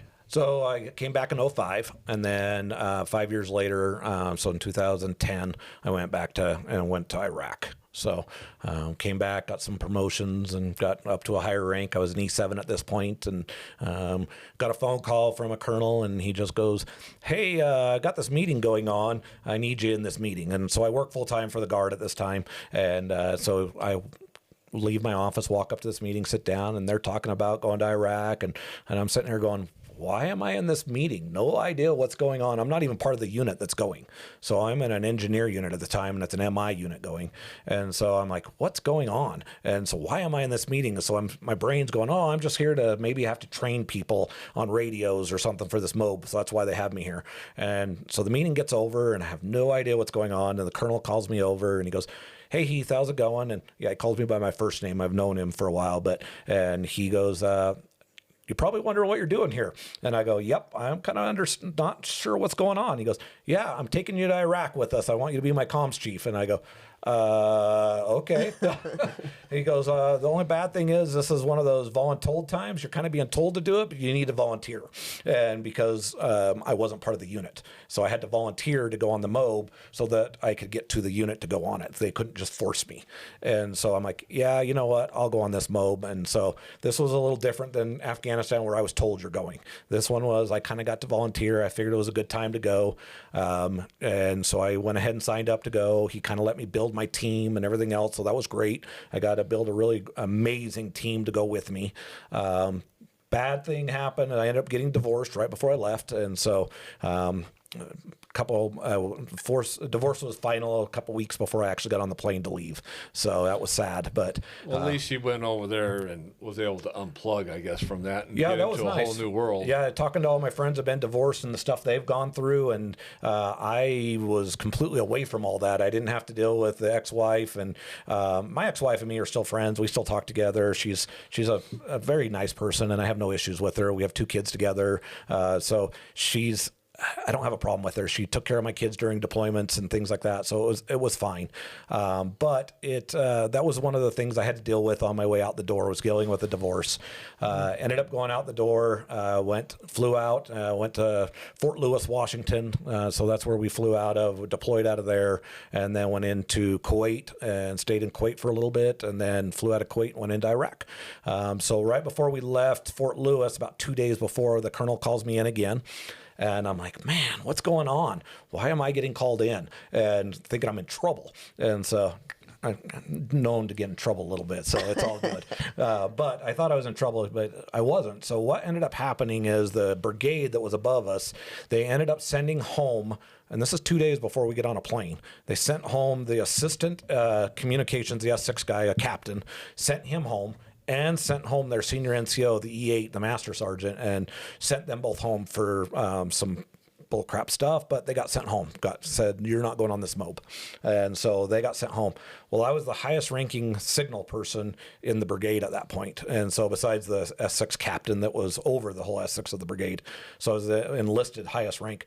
So the colonel goes, "Hey, you're going to move up to the brigade," and this is the Nebraska Guard. And so I ended up moving up to the brigade and became their NCOIC for the S6. And And he's like, yeah, we need you to go there to open doors. So the colonel that was in charge, he's was getting his general after this was over. He was going to become a general, and he was at Guard Bureau, worked there full time. And so, yeah, you're going to be the guy that's going to go work with him, and you're going to open doors for the Utah National Guard with the NGB and things like that. And I'm like, no, I'm good. I don't want to be that person. And they're like, no, you're going. So I ended up going with the Nebraska Guard instead of the Utah Guard. So I ended up in Iraq in a completely different spot than my unit was in. My unit was up north, I was down south, and I was with the Nebraska Guard instead of the Utah Guard. And so I didn't know anybody 2 days before. I mean, I knew a couple people, but not really. I really knew nobody. I walked into this and not knowing anybody. I had a whole team that I didn't know. My team went up north, and so it was just completely different. And you're in charge now because you're the highest ranking person in communication. So you got to. Well, I had a captain over me, so he was actually in charge, but I would, whatever he would tell us to do, I was the guy to make sure it got done. So you're managing most all the communications then for the entire brigade. Yeah, so for the whole brigade, I was in charge of making sure we had a full signal company that had satellite communications and radio communications. My job was to make sure that they had they were at work every day and making sure our stuff was up and running, make sure they had people on all the shifts available, make sure people are getting days off and getting religious time if they wanted to go to church and those kind of things. If we had somebody come and play. So you're a human resources guy. Pretty much at that point, yeah. I was just basically, I didn't do much. So my job wasn't to be the guy that fixed anything anymore. My job was to manage the people. And so I just managed everybody, and the colonel or the captain would tell me things, and he would tell me, hey, we need to get this done. I would go over and start talking to my senior people that worked for me and then say, hey, this is what I need to get done, and they would go get it done. So. And the communications you guys are putting together, I mean, that is communicating between all the helicopters, the planes to the base, everything, right? All the way back to the United States. So we were doing secure VTCs, video teleconferencing, all the way back to the States that we were setting up and things like that. So I mean, communication from the base clear to the Pentagon and everything else. So everything. Yeah, I had meetings. We were with the 2-star general that was there in Iraq that we do with across VTCs and things like that. And so we'd have to set all that up, make sure it was working. And well, the interesting thing is while you're in Iraq, and you mentioned, Pete, that you didn't have anything to do with it, but you're there anyway. Iraq had their first election at the same time you were there, so you went through 2 different elections. Yep. So in Iraq, 2010, the Ba'ath Party was still around, which was Saddam Hussein's party, and they were trying to make sure that party didn't get back into power. And so the local government took out 500 candidates so that they couldn't be elected into office. And that caused a huge uproar because they had a lot of supporters, but nobody wanted the Ba'ath Party anywhere close to the government. Right. And so that's where bombing started to happen, is when they started taking them out. And so there were March 7th, 2 bombs that killed 38 people. 62% of Iraqis were trying to vote in the election, though the number dropped down to only 53% in Baghdad because they were, again, afraid of the Ba'ath Party. The Ba'ath Party controls everything over there. In August, again, suicide bomber blew himself up at the Iraqi army recruiting officer, killing another 48 people, wounding another 120. So the U.S. increased our presence over there to try to get that under control so they could get to the elections. August 15th, insurgents launched 40 coordinated attacks all at one day, killing 89 people, wounding another 39 more. And so they're doing everything they can to keep the country out of control and not have happen in Iraq what was actually looking to be successful over in Afghanistan. Because Afghanistan was building at the time, new government was in place. Obviously, the Ba'ath Party and the others over there were seeing that and saying, no, we want to stay in control. We don't want these guys to be in democratic. We want extremist type, Muslim type stuff going on in their Sharia law, whatever it was. So Did you see any of that, hear any of that, have any experiences with any of that at I all? didn't see any of it. So the Iraqi, when we were there, we were getting started on the closing up and the Americans leaving. But for the most part, for anything, we were to be able to leave our bases, we had to have permission from the Iraqi military to leave our bases because we were starting to hand everything over to them. But I can see why they were different than Afghanistan. When we went into Afghanistan, Afghanistan really had no government at this point. Where Iraq, when we went into Iraq, they did have a government. And it may not have been a great government, but they still had a government. And then you have a north and a south part of Iraq, and they're the Sunnis and so on. They were fighting each other. And so that was the problem, is that it was like a north and a south fighting each other. And the Shiites, yeah, they were fighting each other. And those were the two big ones that were there, but they hated each other. And so that's the difference between Afghanistan and Iraq, is Afghanistan was all the same people to a certain extent, where Iraq had these two different cultures, and they didn't like each other, and they didn't want either one of them to be in charge. And so so that was some of the problems that happened there. The other thing is, like I said, they already had a government. It wasn't like we came in there and had no government. They already had a government. And when we came in and took Saddam out, their government stayed going. And we just started helping fix the government and try to, once again, like I said, direct it in the way that to help it keep going without it failing. Yeah, so you got, again, everybody's afraid of the Ba'ath Party, and they were still in control, because even though we took out Saddam Hussein, the Ba'ath Party is still in control, and the rest of the country is trying to do everything they can to take the Ba'ath Party out, and that's where the Shia and Sunni fight started coming into place. And at the same time, we're trying to exit. Yep. We're trying to exit, do everything we can to get out. Obama was president at the time. He called an end to hostilities, essentially declared an end to the war, and was trying to pull out. So what was going on base and what were your guys' instructions coming down from the top as to how you're going to pull out and how much involvement you were having with the country itself? So for my base that I was on, we were starting to clean it. They would do cleaning parties, and we'd go through, and literally you're picking up garbage. And all of us soldiers, that's all we were doing, is just cleaning up things and making things look pretty, and cleaning up wires and picking up physical garbage on the ground. And that's what we were doing to get ready to hand it over. I was there when Obama came on TV and said there's no more combat troops in Iraq.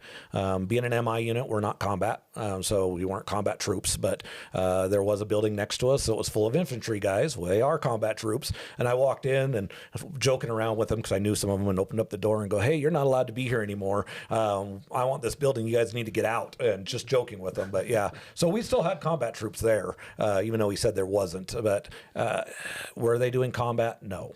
We were pretty much done doing any type of real combat at that point, because the Iraq army had taken over. Now, some of the bases that we'd given over to the Iraqis early, that we had already vacated, the Iraqis were taking them. The Iraqi army were taking them and just stripping them clean, stripping all the copper and selling it, and taking the trailers that we were living in and selling them. And they were just stripping everything and just selling everything that we left. They weren't moving into the bases. They weren't doing any of that kind of stuff. They were just selling everything.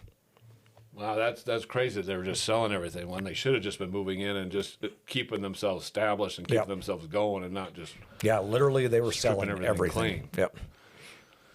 Did you hear anything about the election or how successful it was while you were there? Because nope, no communications about the elections at all where I was at. So at this point, I was a little bit higher of a rank, so I was going into all these meetings and things like that. But we really didn't talk about the elections. It was kind of hands off. A lot more hands off this time. More peace of mind again.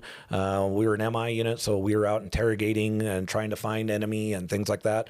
Once again, being a signal guy, I'm not an interrogator. I don't do any of that kind of stuff. But that's what we were doing more of. We were small pockets, 5 and 10 man teams instead of a 300 man all on one base. And so it was a lot different. It was just different. And so you would send out these 5-man teams, and they're talking to the Iraqis, trying to find the enemy and things like that, and find out where any bombs are or any attacks that are going to happen. That's more what we were doing at that point. We weren't worrying about any protection of anybody. We weren't looking at adopting towns. We weren't doing any of that kind of stuff.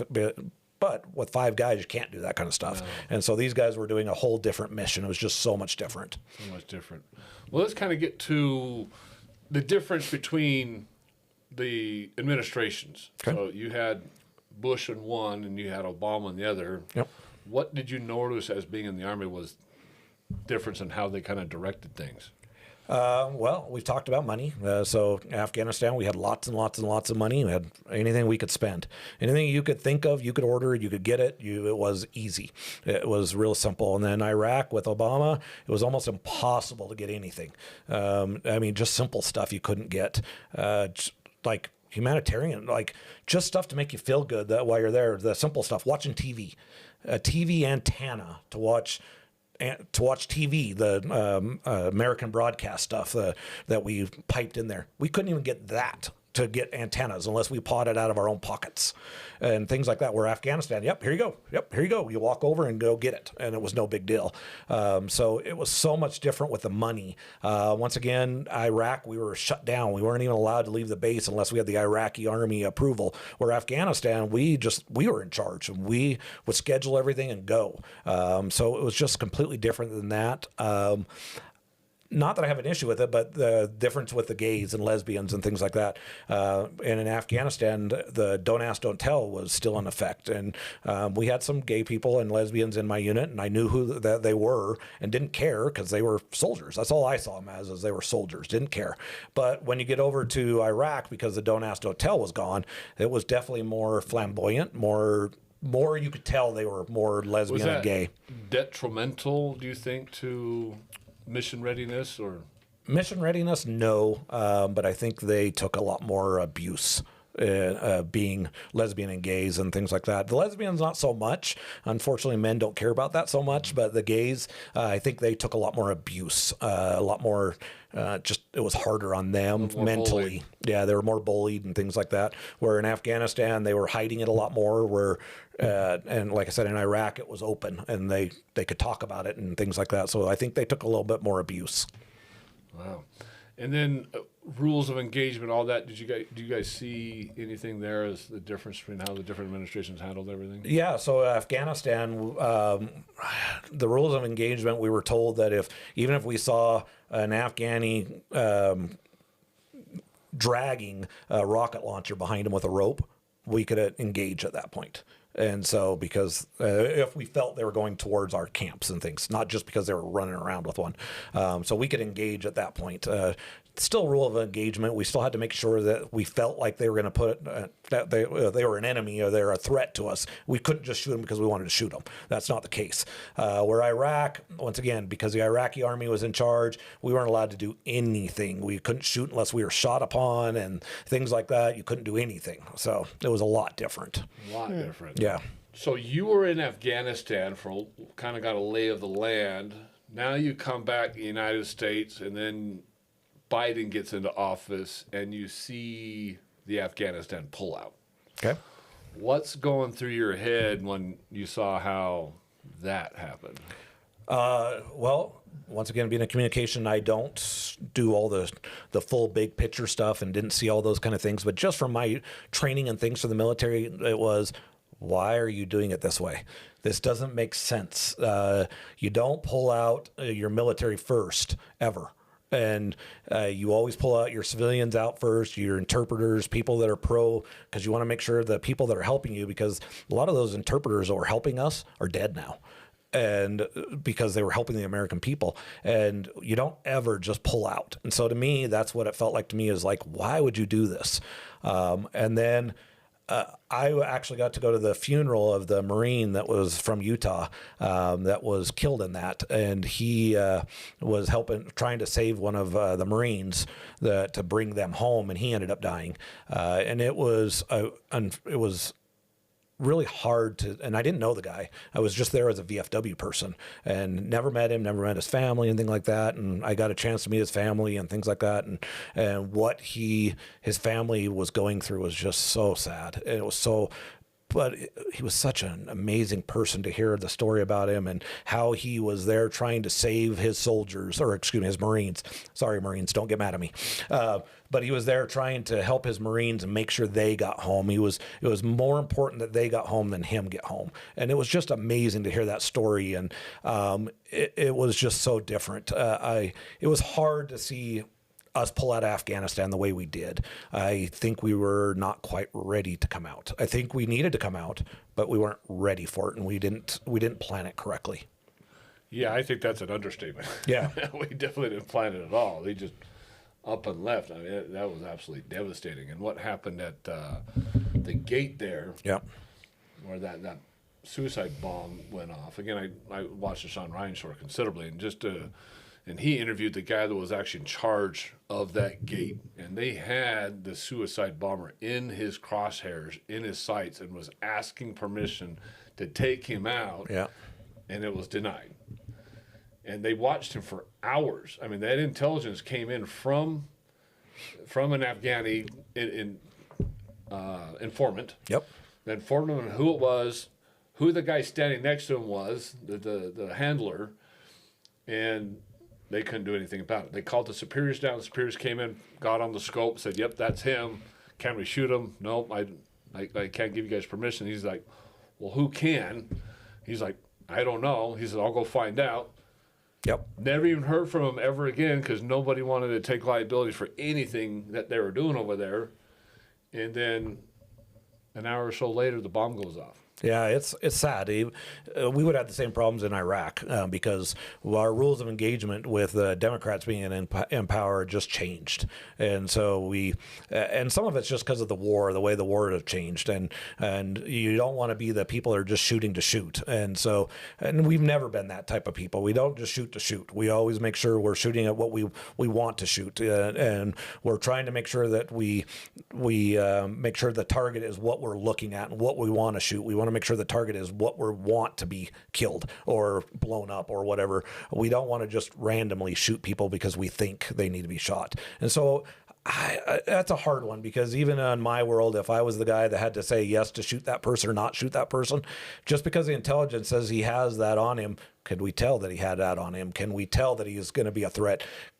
But there's other options we could have looked at. Is there a way that we could have had a force come in and take him down and had less of a situation instead of shooting? And I wasn't in the situation, so I don't know what was called upon and what was, I don't know what their rules of engagement were for that mission and things like that. They couldn't engage. That was the problem. So they just straight up couldn't engage at all. But we all know what happened at Abbey's Gate.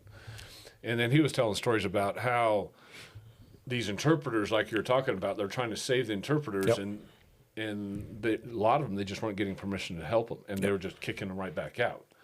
And the second they kicked them out of the gate, they were grabbed by the ISIS that was sitting there, put up against a wall within eye shot of the gate on purpose so the soldiers could see them do it, and just shot. Yep. No. Yeah. Just shot. I think to the interpreters when I was in Afghanistan that I dealt with and how great they were to us and how nice they were to sit and chat with us and tell me stories about their families and their kids and things like that. And then you go, that guy might be dead now. And that's so sad to hear and think about. It's not just him either, because they'll take it out on the family. They'll go find the wife, find the kids, everybody. And they take out everybody. Yeah, and this guy, my interpreter, he was an interpreter to help us with finding people. He wasn't helping us with any of that kind of stuff. He was an interpreter to help us build stuff, and that's all he was just the building crew interpreter, and most likely he's dead. So, yeah. Yeah, just sad situation all around for everything that was going on over there. So let's get back into veterans now. Okay. So as the VFW, you deal a lot with veterans. Mm-hmm. Like we were saying earlier, there's a lot going around that government is not taking very good care of anybody over there. What's been your experience in seeing how well our veterans are taken care of, whether it's the VA, whether it's just general mental health? What is it? So it all depends on what things you go into with how veterans are taken care of. Some things were taken very good care of, and they take very good care of us on certain things. And then other things that they're just not there. Well, go into details so we can kind of have an understanding. What things are we taking care of and what things are not? Well, and I think the VA is an amazing starting point. Even though there's parts of the VA that are horrible, but the VA is there to help our veterans, and they're there, and they're there every day, and they show up to work, and your doctors are amazing, and they want to help, and things like that. Sometimes they're just limited and they can't help. The disability that you get from being when you get hurt and things like that. The disability, yeah, guess what? It's not a lot of money, but it is money. So most people, if they got hurt on their civilian job and lost a toe, as an example, they're getting no money. They'll get a little bit of workman's comp, but that's it. Where the VA, if I lost a toe and went through my disability through the VA, I'm going to get some money to help my family for the rest of my life and things like that, because the military messed me up or hurt my back and things. Because you think about it, you go to your job and you hurt your back. Are they going to pay you the rest of your life for hurting your back? Mm-hmm. Probably not. Where the VA, we're getting taken care of. We get doctors and getting medical care and things like that the rest of our life because we got hurt in war. So there's a lot of things that are there that are really good, but there's also a lot of bad things. The homeless veterans, the VA's got a lot of stuff to help the homeless veterans. It's just not enough, and it's just not in the right direction to help homeless veterans. The homeless veterans also, unfortunately, a homeless veteran, how do they get onto a computer to get that help? And how do they get to the VA to get that help? And that's most of them nowadays kind of have cell phones because we're giving away cell phones for free and things like that. But the homeless veteran, it's tough to get them.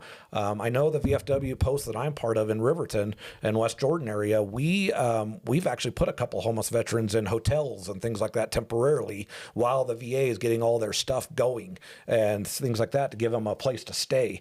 We've helped with a guy that was coming from Oregon. He got a flat tire and couldn't afford a new tire. And so I started talking to him. He's like, yeah, I'm just going to go to a junkyard and get another tire. And I'm like, no, you're not. And he was a Vietnam vet. And we ended up buying him 2 brand new tires and put on his van and got him on his way. And he was just going through Utah and put him in a hotel for the night because he didn't have enough time to go through and get to his next location. So the VFW and veteran organizations, we do so much stuff for veterans.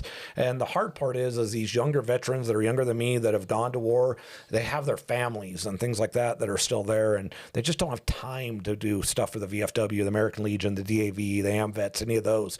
And so we're a dying breed to a certain extent, these veterans organizations, but we go out and fight Congress to help our veterans and to make sure they're getting the help they need.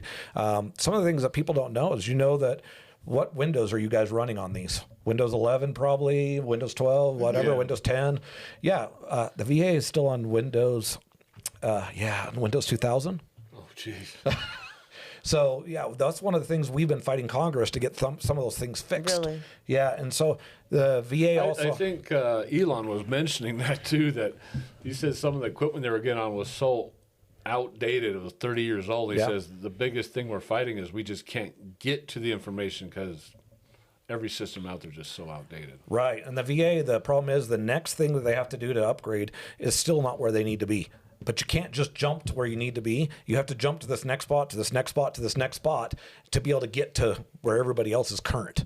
And so that's where the hard part is these little things that we've got to get to. And that's what these veterans organizations that we all do. The American, like I said, the American Legion, the VFW, the DAV, AMVETS, we all go fight Congress and we all do these community service projects, things like that. So we're always consistently doing things like my posts. We're going out and helping veterans with, we've done a couple of Vietnam veterans, a Korean War veteran, yard cleanups and things like that, and helping them with stuff they just can't do anymore. We do a lot of community service within the city. We do a lot of flag details, honor guards, burials, and things like that. We try to give back as much as we possibly can, and it's really tough. It's tough to get that younger group because most of the group that's running the VFW and the American Legion and stuff is going to be Vietnam War veterans right now, and unfortunately, the Vietnam War veterans are dying off, and Desert Storm was so small. There's just not a lot of people from that war. So it's the Afghanistan and Iraq wars, and so we're trying to get those younger crowds in to try to help us to keep our organizations going because of what we do. And it's hard because you have other organizations that are veterans organizations that are out there that do so many great things for veterans also. But that's what these younger crowds are looking for, is their type of organizations. They're the ones that are giving away the free things like, hey, I'm going to go do a free 4-wheeler ride, or I'm going to go do free scuba diving and things like that. Don't get me wrong. Those are amazing things for our veterans, and we need them. But that's not the only thing that we need. We need to be the people that are fighting Congress. And do you need lawmakers to write bills so that it's law, or? So we're congressional. The Congress has already congressionally done the VFW, so we're all done that way. But we're always looking for new things. The Richard Starr Act is one of the biggest ones. I'm not sure if you guys are tracking that one or not, but Richard Starr Act, we've been back to Congress year after year after year after year after year, and it is a bipartisan approved bill, and they still won't pass it. So what does that do exactly? So the Richard Starr Act is for veterans that are military personnel that get out of the military early, but they are medically removed from the military. So that's a medical retirement. And so if they're under 40% disabled, or excuse me, 50% disabled, they cannot have their military retirement and their VA benefits. So they have to pick one or the other.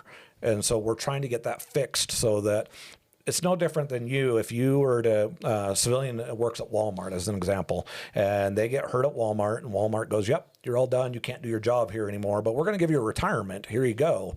And so that's what these military guys are doing. They're getting hurt on duty, and then they're getting their military retirement, but it's a medical retirement and kicked out of the military. Well, now what's being said is because they're getting that, they cannot get VA benefits either. So they can't double dip is in the way is what they're trying to say. And that's not fair because a Walmart employee can do that. Why can't a military person do that? And so that's not fair. And so, if you're over 50% disabled through the VA, then you get both. But if you're under 50% disabled, you can't get both. So that doesn't make any sense either. It doesn't make any sense at all. And so we're trying to get that passed, and we've pushed it and pushed it and pushed it. And every year Congress has always some excuse why it couldn't get to the floor. And we literally, I've said, why is this not going to the floor? Why is this not going to the floor? And why I'm sitting there talking to them, and you're just like, and they just kind of look at you and glaze over on you, and you're like, come on. I think it just comes down to the money. That everybody's trying to cut budgets right now. Now you're asking them to spend more money. Yeah, but this is before all the budget cuts too, and it's really not that many people.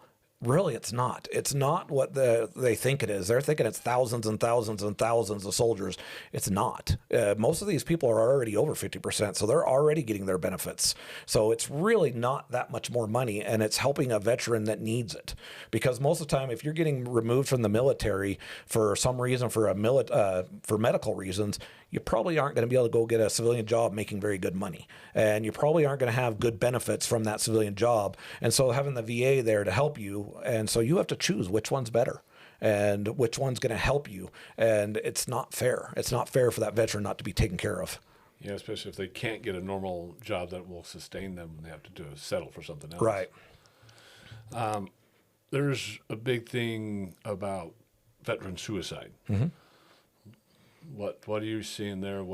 So we are seeing a downgrade on this veteran suicide. It was it 21 a day, I think is what they used to be. The last time I saw, it was down to about 17 a day. We're back up. I was told it was about 19 is where we're at now. On average is about 19 a day, which is still way too high, extremely too high. But I do like to see that we are going down a little bit. What do you attribute that to? I think it's just more of the people knowing how to get help. I think that's helped a lot. I think having the veteran lines available for them to call in and get the help, things like that, I think that's been nice. I think some of the other military things that they've set up, like even the easy things like the courts that we have in Utah.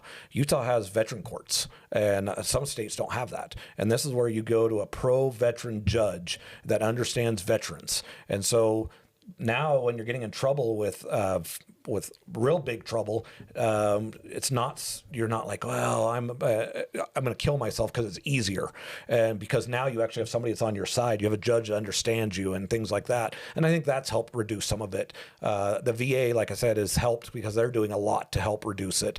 There's a lot of stuff. The VFW, we put out a lot of stuff about it. We go to gun shows, we go to home shows, things like that. And we have things that, how to get a hold of people to get your help and stuff like that. I know the American Legion, the DAV, they're all doing it too. We're all trying to different things. There's different tactics they're trying new things. So I'm glad it's going down. It's still not enough, and there are things that we can do to do better. Well, it sounds to me like, I mean, you're quite involved, so it sounds to me like Utah's doing a lot better than a lot of other states. Because I'm hearing horror stories coming out of the states where they're just, you mentioned just getting in there and just getting their paperwork done so they can have VA benefits. Yep. I'm hearing stories in other states where that just the paperwork process is so extensive, and that the line to even get in is so long that veterans are actually having to hire professionals to come and do the paperwork for them. Claim sharks. Yeah, claim sharks. To get them in there, because they just can't even get in there. And there's certain people that specialize in that now, and all they do is help veterans get into the VA program. And then once they're in the VA program, I'm hearing horror stories about the waiting list just to see a doctor. And it takes them months just to go in and see a doctor, and they're scheduled out 6-7 months out, and they can't even get to that help. So what's the comparison? What do you see? Yeah, so VSOs is what you started with, veteran service officers.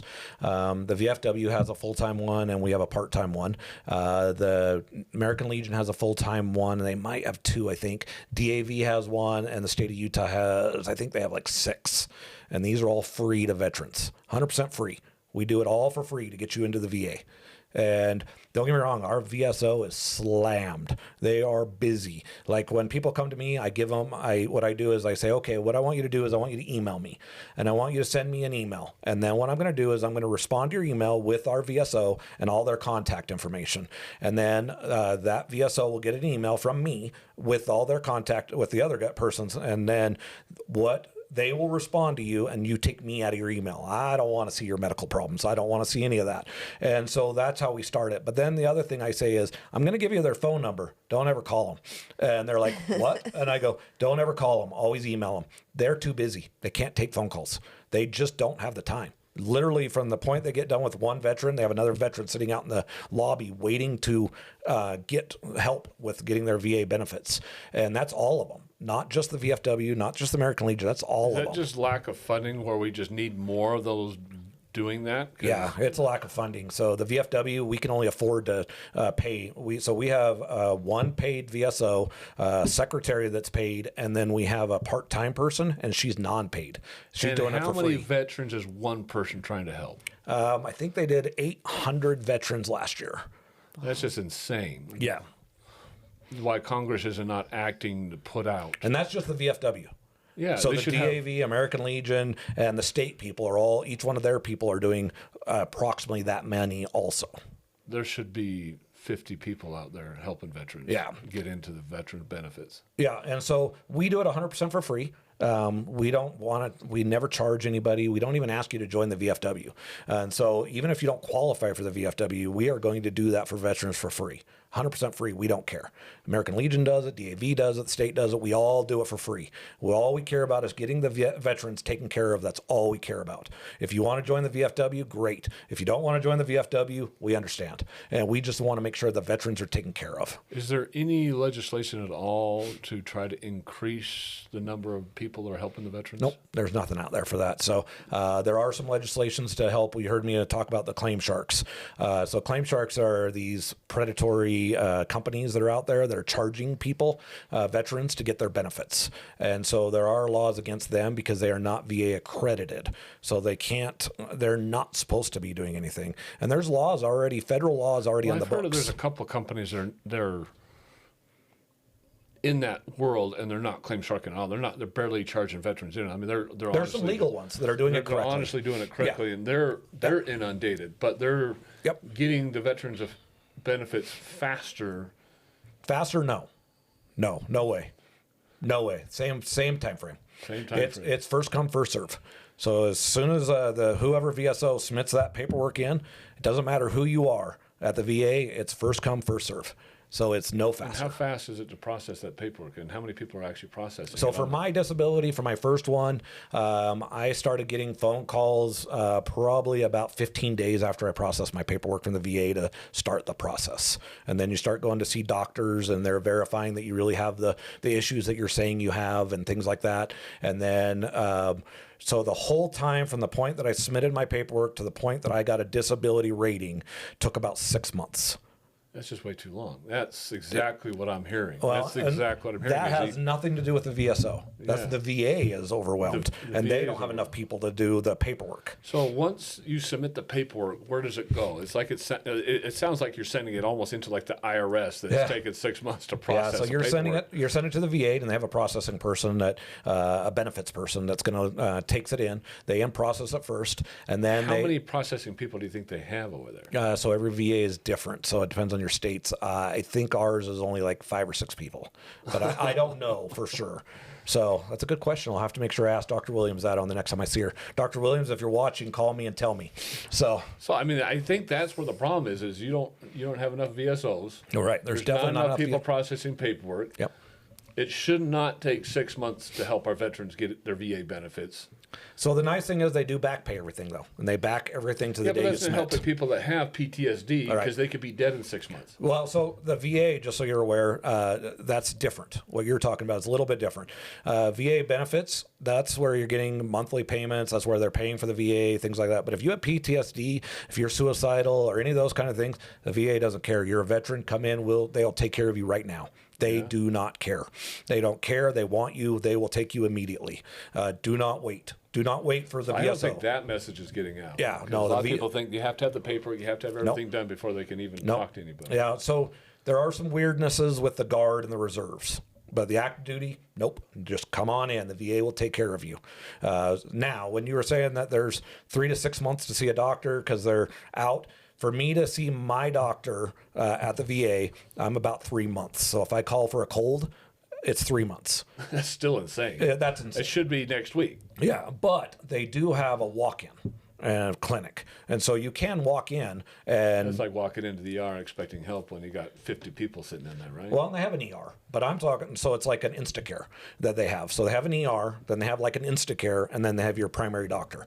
And so that Instacare one where you walk into it, you call in, they schedule you, you walk in, walk out. It's I've done it once. I've only had to do it one time, but it was, I think I waited like 20 minutes is all, and I called them up the day before. Mine wasn't for a cold, mine was for something else, but I went in and I sat out in the lobby for about 20 minutes. So, and then they brought me right back. That's fine. Yeah. And the doctor was in to my room within probably about 5 minutes.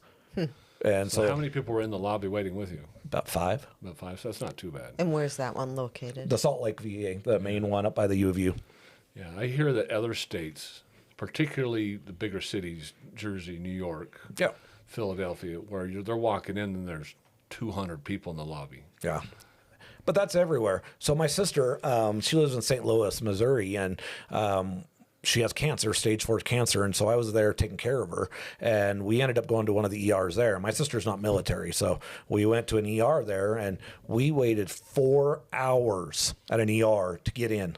And for her, and she's having major pains and everything else. The lobby was just packed, and I'm talking to the one person that checks you in. This is a normal hospital? Or Yeah, normal hospital. Just a hospital. I'm talking to the guy there that checks you all in. He goes, "Yeah, this is a slow day. Usually you're 6 to 8 hours waiting to get into to get into an ER."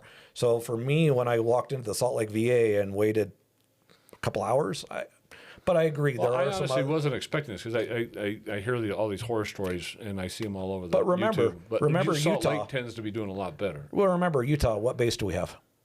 We have Hill. Yeah, and how many? How big is Hill with veterans or with military? It's small. It's almost all contractors. So remember that we don't have the Fort Lewis's and Fort Gordon's and Bragg. and Hood and things like that. We don't have that. That's why Texas is so busy, because they have these huge bases right there and have a big veteran population that live right there because they retired there. And so their VAs are overran with veterans because they have so many there. Where Utah, we don't have big bases here. And so it's a lot different. But we also only have one VA, where Missouri has 2. And so it's a little bit different. And so, but Idaho has 0. And so, I mean, I think they have 1, but most of Idaho comes down here to Salt Lake.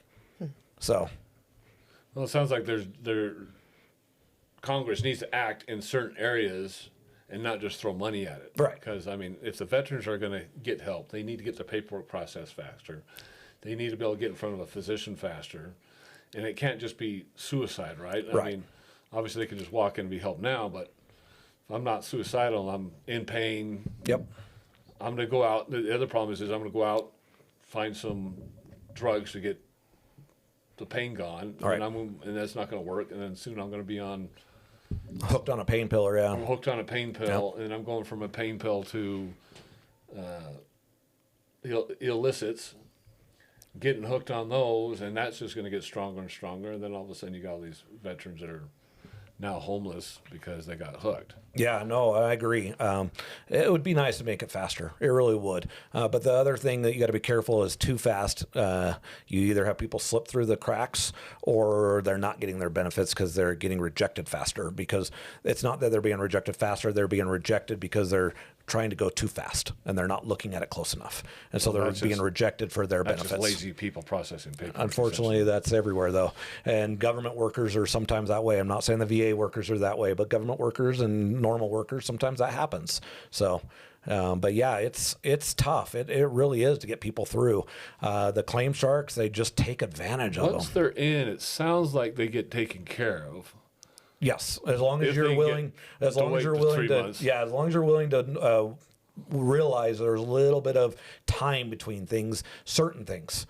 So I was alluding a little bit earlier about me going to the 1-day thing. So I had a cancer scare, a kidney cancer scare for me. And so I had gone to the ER. I was in a major pain, went to IHC ER, and my wife took me in and they're like, yeah, you need to go, blah, blah, blah, and tell me all these things within 24 hours. Never told me I had cancer, never told me anything. And so I called the VA and the VA is like, yep, get you in tomorrow. And so that's where I waited, was quick and went into that part of it. Went in, the doctor was amazing. Little short on the way he told me that I had cancer, but I was a little surprised because I had no idea. And so but he's like, I want you to sit here. We are not letting you leave until we have all the doctor stuff scheduled for you. Everything's ready to go. And so they basically had the neurologist all ready to go. And I leave. We're down in the parking lot. I just got in the car and he calls me up, the same doctor, and says, hey, is there any way you can come back in? We want to do a CT scan on you right now. And so I'm like, yeah. Wow. So I walk back in, got my CT scan, go home. A couple days later, I get a phone call and they're like, yeah, we're scheduling you for an MRI. And so that was a week later. And then my son, the one that was, that's going to be, that works for the prison, it was his graduation. So we're from police academy. So they call me and say, yeah, we need to fit you in for your neurology. We've got a spot today for you. I'm like, oh, yeah, I can't go. I've got this. And it got over early. So I call the VA back and they're like, yeah, we still got that appointment. Come on in. And so we're driving in and they call me on the phone and they're like, hey, just so you know, we're going to do a urine sample. So don't stop and go to the bathroom and anything like that. I'm like, great.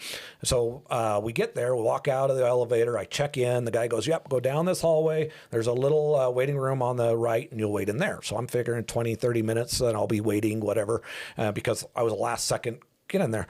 We're walking down the hallway. Here comes this nurse towards us and we're just kind of walking normal. And she goes, are you Heath Silcox? And I go, yep, that's me. And she goes, come on with me, and took me right back in. And so I've had some amazing things with the VA, and all this cancer stuff ended up not being cancer. I did not have cancer, just had a kidney infection.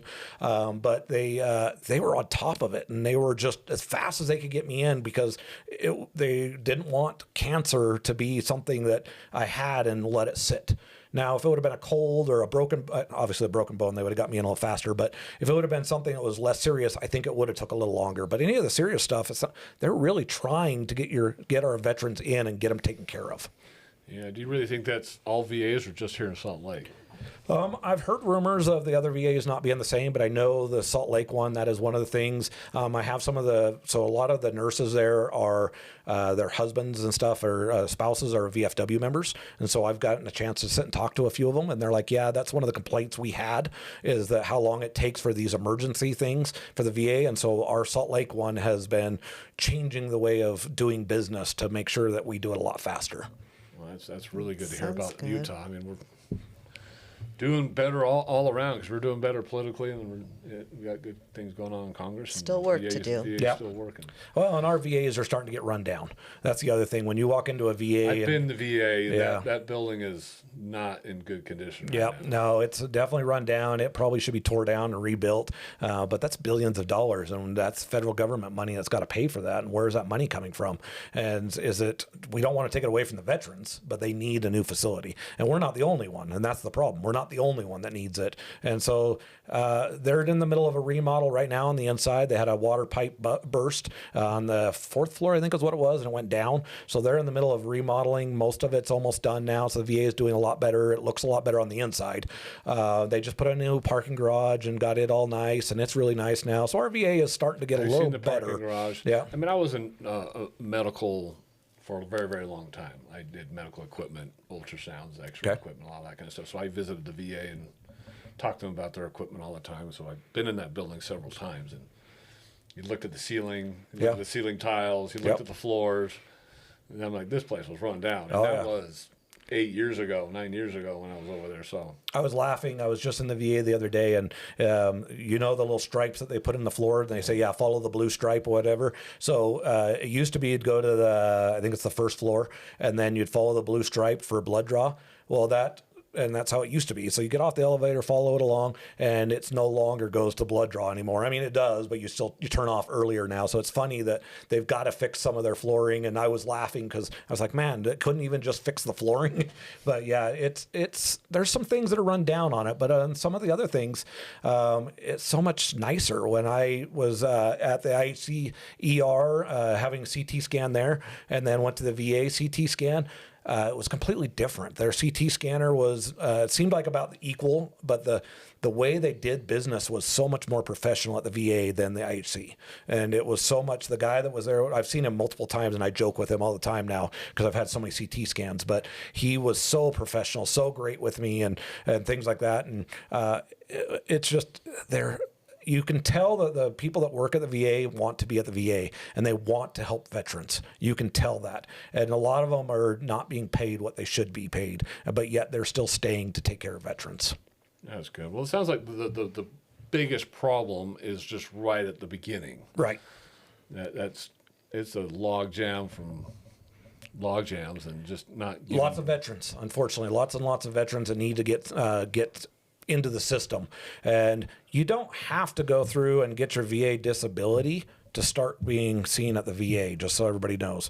Your disability is a completely different thing than the VA. You can go to the VA and start being seen just for regular doctors and use your civilian insurance to go to the VA if you're a veteran and you're not National Guard or Reserves. So you had to have been a Title 10 active duty or deployed or something of that nature. So as long as you meet those criteria, you can go to the VA. And I started using the VA before I got my disability. And it's really nice because now when I'm trying to do my disability, guess where all my paperwork is? It's all at the VA already. I don't have to go to some civilian doctor, which my civilian doctor retired. I got hurt in Afghanistan, hurt my back, and my civilian doctor retired, and I couldn't even get my paperwork to show that I got it. I mean, the military should probably just change things up so they can start that paperwork before they're even discharged and just have it already submitted by the time they get discharged. So there is something we've put to Congress. It's called TAPS, and we've asked them to include VSO during TAPS. So TAPS is the program when the veteran is getting out or the military person's getting out of the military, that they have to go through a briefing and to give, hey, here's how to write your resume. This is the person that'll help you try to find jobs, and this is the person that can help you with education. So on, so on, so on. And so we are trying to make it law that during the TAPS that they have to contact a VSO to have them available at the TAPS program. So these veterans will get that opportunity to see somebody to help them with their disability. Now, it does not mean that with the law change that it has to have somebody there. They just have to reach out and ask somebody to be there. And start the trying. Paperwork. Yep. I mean, if they could just fill out the paperwork and submit it, so they can get or an intent to file at least. Yeah, at least 10 to 5 before they even get out. Yep.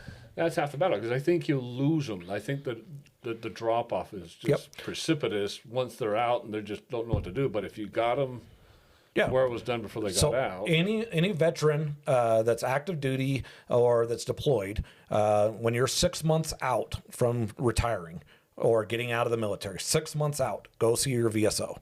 And once again, you're going to hear me say American Legion, VFW, DAV, whoever, go see your VSO for free and get your paperwork started 6 months out. That way you're still in the military and they can start your paperwork for you. And then that way everything just kind of lines up for you. And they can do it as early as 6 months out. Do not go earlier than 6 months though. That's good for them to know. Yeah. But the military should just make that common practice and just put it in their discharge paperwork. Here it is. Well, we got to be careful because we don't want every person to go to the VA because not every veteran needs to go to the VA. Not every veteran's hurt. Not every veteran, just because you were in the military and did 3 years in the Army, you didn't. They know who is hurt and who isn't. Yeah, right. But they should just put it in their paperwork. Yeah, we just got to be careful we aren't sending every person. They have the medical records. Yeah. They should know. Yeah, I agree. It's not complicated to figure that out. Well, anything else you want to go through? No. Is there anything though that viewers can do to help? Other than inform all these wonderful resources. Yeah, that call you've your done. congressmen and tell them that you want the TAP program approved. You want the Richard Starr Act approved. Tell them to quit. Tell them to get it on the floor and get it voted on. That's what we really need is people calling and telling them that we want this done. Doesn't matter what state you are. Every person, every Vietnam, every American, every veteran wants that Richard Starr Act approved. It needs to get through Congress. If you want to get back to these veterans organizations, the VFW, American Legion, DAV, AMVETS, the way to give back to them, the best way, if you're going to give a tremendous amount of money, we're talking millions, go up to the national level, give them that money because they're more equipped to handle that kind of money. Where a little post like what I'm in, we can't handle that kind of money. That's way too much. But if you want to give $1,000 to a veterans organization, or you want to help us cleaning or doing a veteran organization service project that we're doing, get with your local veterans organizations, the local ones, because they don't get paid for anything. So we're all volunteers. So when I was a post commander, I wasn't paid to be the commander. I'm the quartermaster right now of my post. I'm not paid to do that. It's all free. I volunteer all my time. It's 100% free. Even the national position that I hold for the VFW, I am not paid for this position. Now they do pay for my travel because I have to travel. So they do pay for that kind of stuff, but they do not pay me. I have to take vacation from work and things like that. I'm not being paid. So it's a great way to give back. We're a nonprofit organization. So is American Legion, DAV, all those. We're nonprofit. So the money helps us, get our, for us to help the communities and give back to these veterans. Like I was telling you with the veteran that was homeless, that we put him in a hotel for a while. That's money that we had to make someplace to be able to pay for those hotels and things like that. We do a lot of things like phone cards. Which phone cards aren't that big of a deal anymore, but we used to do a lot of phone cards. We'd buy a lot of phone cards for the veterans and send them to Iraq, Afghanistan, so they could call home. And so we used to do those a lot of times. We do teddy bears. We buy these teddy bears and give them to veterans' kids and things like that as they're leaving to go to war. We're handing these veteran teddy bears to these kids. So those are some of the things we do. We've given teddy bears to the police and fire. So when they pull up on kids, just once again, community service that we're doing, when they pull up on kids that are in a wreck or things like that, they have a teddy bear to give them and things like that. So we're always trying to give back to our community and things like that. There's other things like Warrior Revival is one of the free ones that we were talking about a minute ago, where they give away free things. They're the ones that are giving away free golf and free hockey tickets and free jazz tickets and things like that. And they're doing all those kind of things for veterans. And we know the owners of them, and they're a big PTSD and helping with PTSD and stuff like that. And that's what they primarily are trying to look into. And so they're another organization that's really good to try to help if you have like extra bees tickets that you want to give away. They're the people you want to, or you can give them to me too. And I'm happy to give them out to the VFW. But they're another organization for those free items, things like that.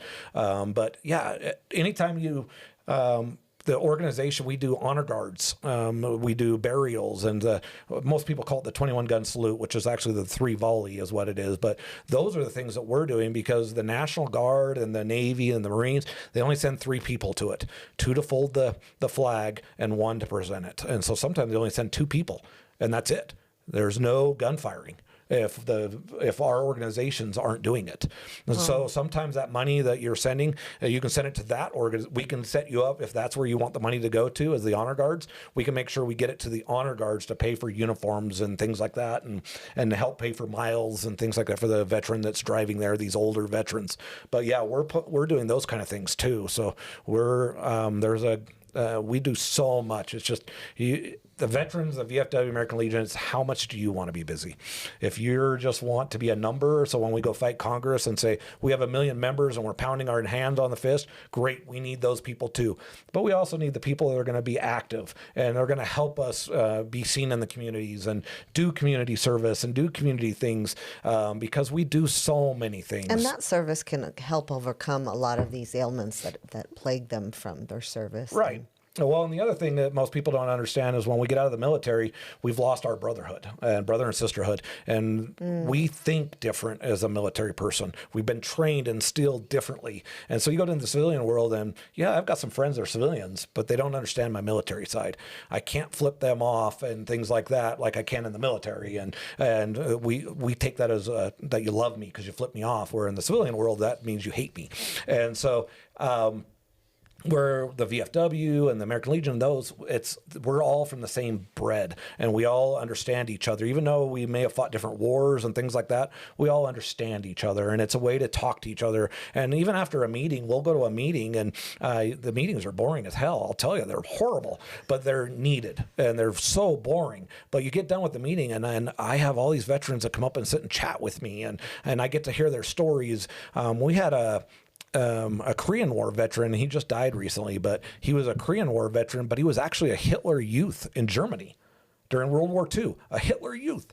And he lived outside of Berlin, and then he moved as a teenager to the United States, then went and fought the Korean War as an American, even though he was a German, and went and fought the American War, hardly spoke any English, went to Korea, fought the Korean War, and then came back and lived here his whole life till he died, and he just recently died. What an amazing story to hear. And it was such a great thing, and his wife is still alive. We still talk to her all the time and things like that. So there's so many little things that we miss because we're too worried about going out and going skiing and going hiking and things like that, that sometimes these little meetings that are boring, yeah, they're boring. And so is church. Church is boring. But, we still go. And we go to make sure that we have that camaraderie and with each other. And so it's important that we get all these veterans together. I'm not saying you need to join the VFW. I'm not saying you need to join the DAV, the American Legion. I'm not saying that, but join some veterans organization. There is an Afghanistan and Iraq organization out there. There's a Vietnam Veterans Association. There's other organizations. There's motorcycle riders. The VFW has one. The American Legion has one. You have the combat riders, the CVMA. And so we have all those. There's all these different organizations out there. Make sure you're joining some of these organizations because we're there to help you. And sometimes it's just get you into the VA. We can help you just because you happen to join the VA, the VFW. That's how I got into the VA, is because I went and shook the hand of this Vietnam veteran and told my kids to go say at a gun show and said, hey, go say thank you to that guy. And so they went over and thanked him. They pulled me over and started talking to me. And that's how I started in the VFW. And then they got me into the VA and got my disability done and everything else. I didn't have a clue. I had no idea how to do it. I had no idea that I could even do it because I was National Guard. So I didn't even know. And so they helped me with that. And so after I got done with that, I'm like, I'm going to be that person that's going to try to be the face of the VFW for Utah. I may not be the face, but I want to make sure that people know they can come to me to get the answers. And if I don't know, I have the right person to get a hold of to get that answer. And I work for the Utah National Guard full time, and I get people in my office all the time now. And they're like, yeah, I heard you're the guy to get my disability done. I'm like, yeah, well, I'm not the guy, but let me help you with the person. And sometimes we sit and talk, and they'll be like, oh, my dad, and he was a National Guard, and he's now have all these problems. And I go, well, I'm not sure. Hold on. I'll pick up my phone and I'll call while they're sitting in my office and get the answers for them and make sure that they're getting taken care of. And it's so rewarding. I've enjoyed every minute of the VFW. There's some of the politics that go on and the pettiness that goes on, but that's every organization, and it drives me insane. But overall, I've been a state commander. I'm a national council member now. I've been a post commander. I've won a couple of awards. I've done some things like that. But really, the part I like the most is helping the veteran. I really don't care the positions I hold. I hold them because I need to know how the VFW works. But I hold the position so that I can learn more how to help the veteran. And that's what's important to me. And my wife is very involved now too. And she helps with the veterans and things like that. And she wants to do more for the veterans and things like that. So it's been great. So well, you're a great human being. And I'm incredibly grateful for your service. Thank you. And for all the resources that you have. And we hope that it's been valuable to know these things, because I know I learned a lot, and it'll assist me in the things that I was telling you earlier I need help with. Well, and like I said, I'm always here. People, if you go to our website, it's vfwut.org. You can go there. We have our honor guards listed there. We do scholarships for kids, and they don't even have to be veteran kids. Oh. So and we go all the way from, I think it's kindergarten all the way to a senior of high school. And so we do scholarships and things like that. Most people don't know that. And that's all on our website. You can get all of our honor guard contacts there. So if you have a veteran that has passed away and you need an honor guard, all their contacts are there. So you can go right there to see it. All of our leadership is there. Everything like that is all there. And so we want you to get a hold of us. We want you to do things. If you need us to come out and do a flag ceremony for something, we want you to get a hold of us. Our veterans, we're looking for ways to get them out of their house. And so sometimes going out and doing a four-wheeler expedition is great for them. And then some of these Vietnam guys can't do that anymore.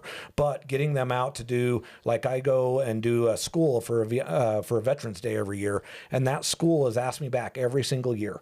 And it's important to me to go to that school. And I've had other schools ask me, and I'm like, no, that school's priority to me, because they ask me every year, and I love going. But we pull our veterans in there, and we've done like the 13 folds. I don't know if you've heard of that. It's every fold of the flag as you're folding it up in the triangle, it means something, and it's called the 13 folds. And so we go over that with the kids and teach them what the 13 folds are, or and things like that. And so this last year we did the missing man table, which is the table that's got the upside down glass and things like that. Mm-hmm. And we went over that with the kids and taught them what that means and things like that. So it's amazing. They're just a very pro school, but we like to get our veterans out. We are happy to come in and have our veterans speak in the history classes and things like that. And so, yeah, like I said, sometimes, our honor guard, we can't help the people with our honor guard because we're not in their area, but we have contacts. And like I said, I'm not part of the American Legion, but I have contacts with the American Legion.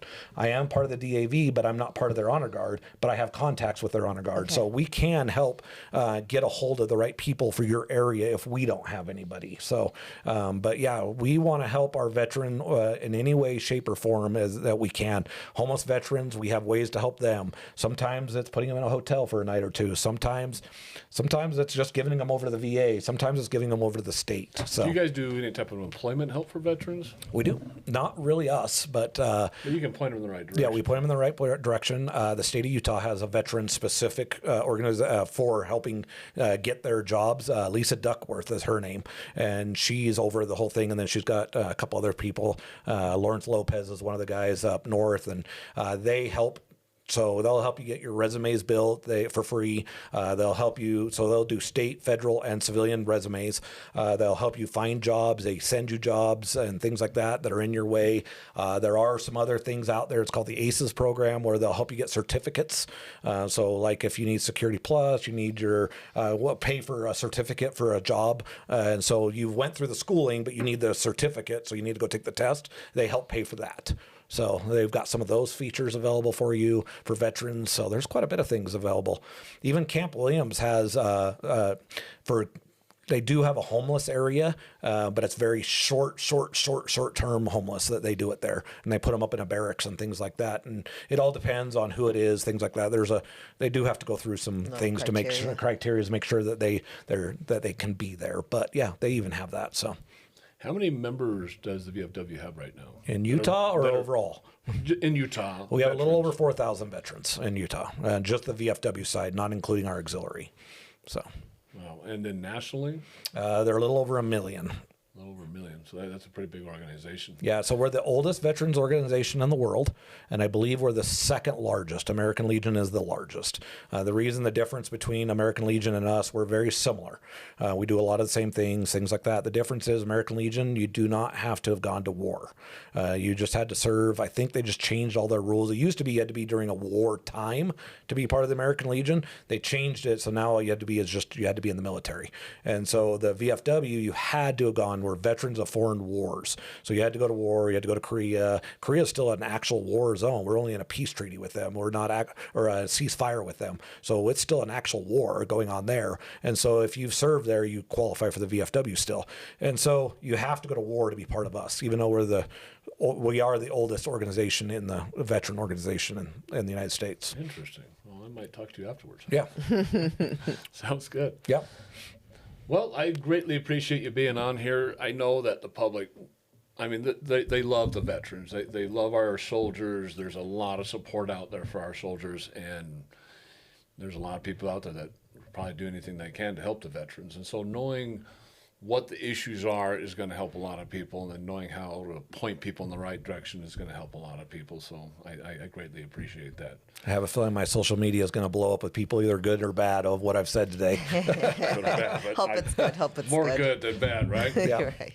Well, we greatly appreciate everybody being on God and Country this week. Next week, I'm going to be in Missouri for the boot camp graduation of my son. We're going to record that and post that as our episode next week. Look forward to in a couple weeks, we are going to have Burgess Owens on, and he's committed to us. And then we've got a gal coming in from Iran who's going to tell us about all that's going on with the whole Iran situation, which is a big thing here in the news. So look forward to that, and we will see everybody next week.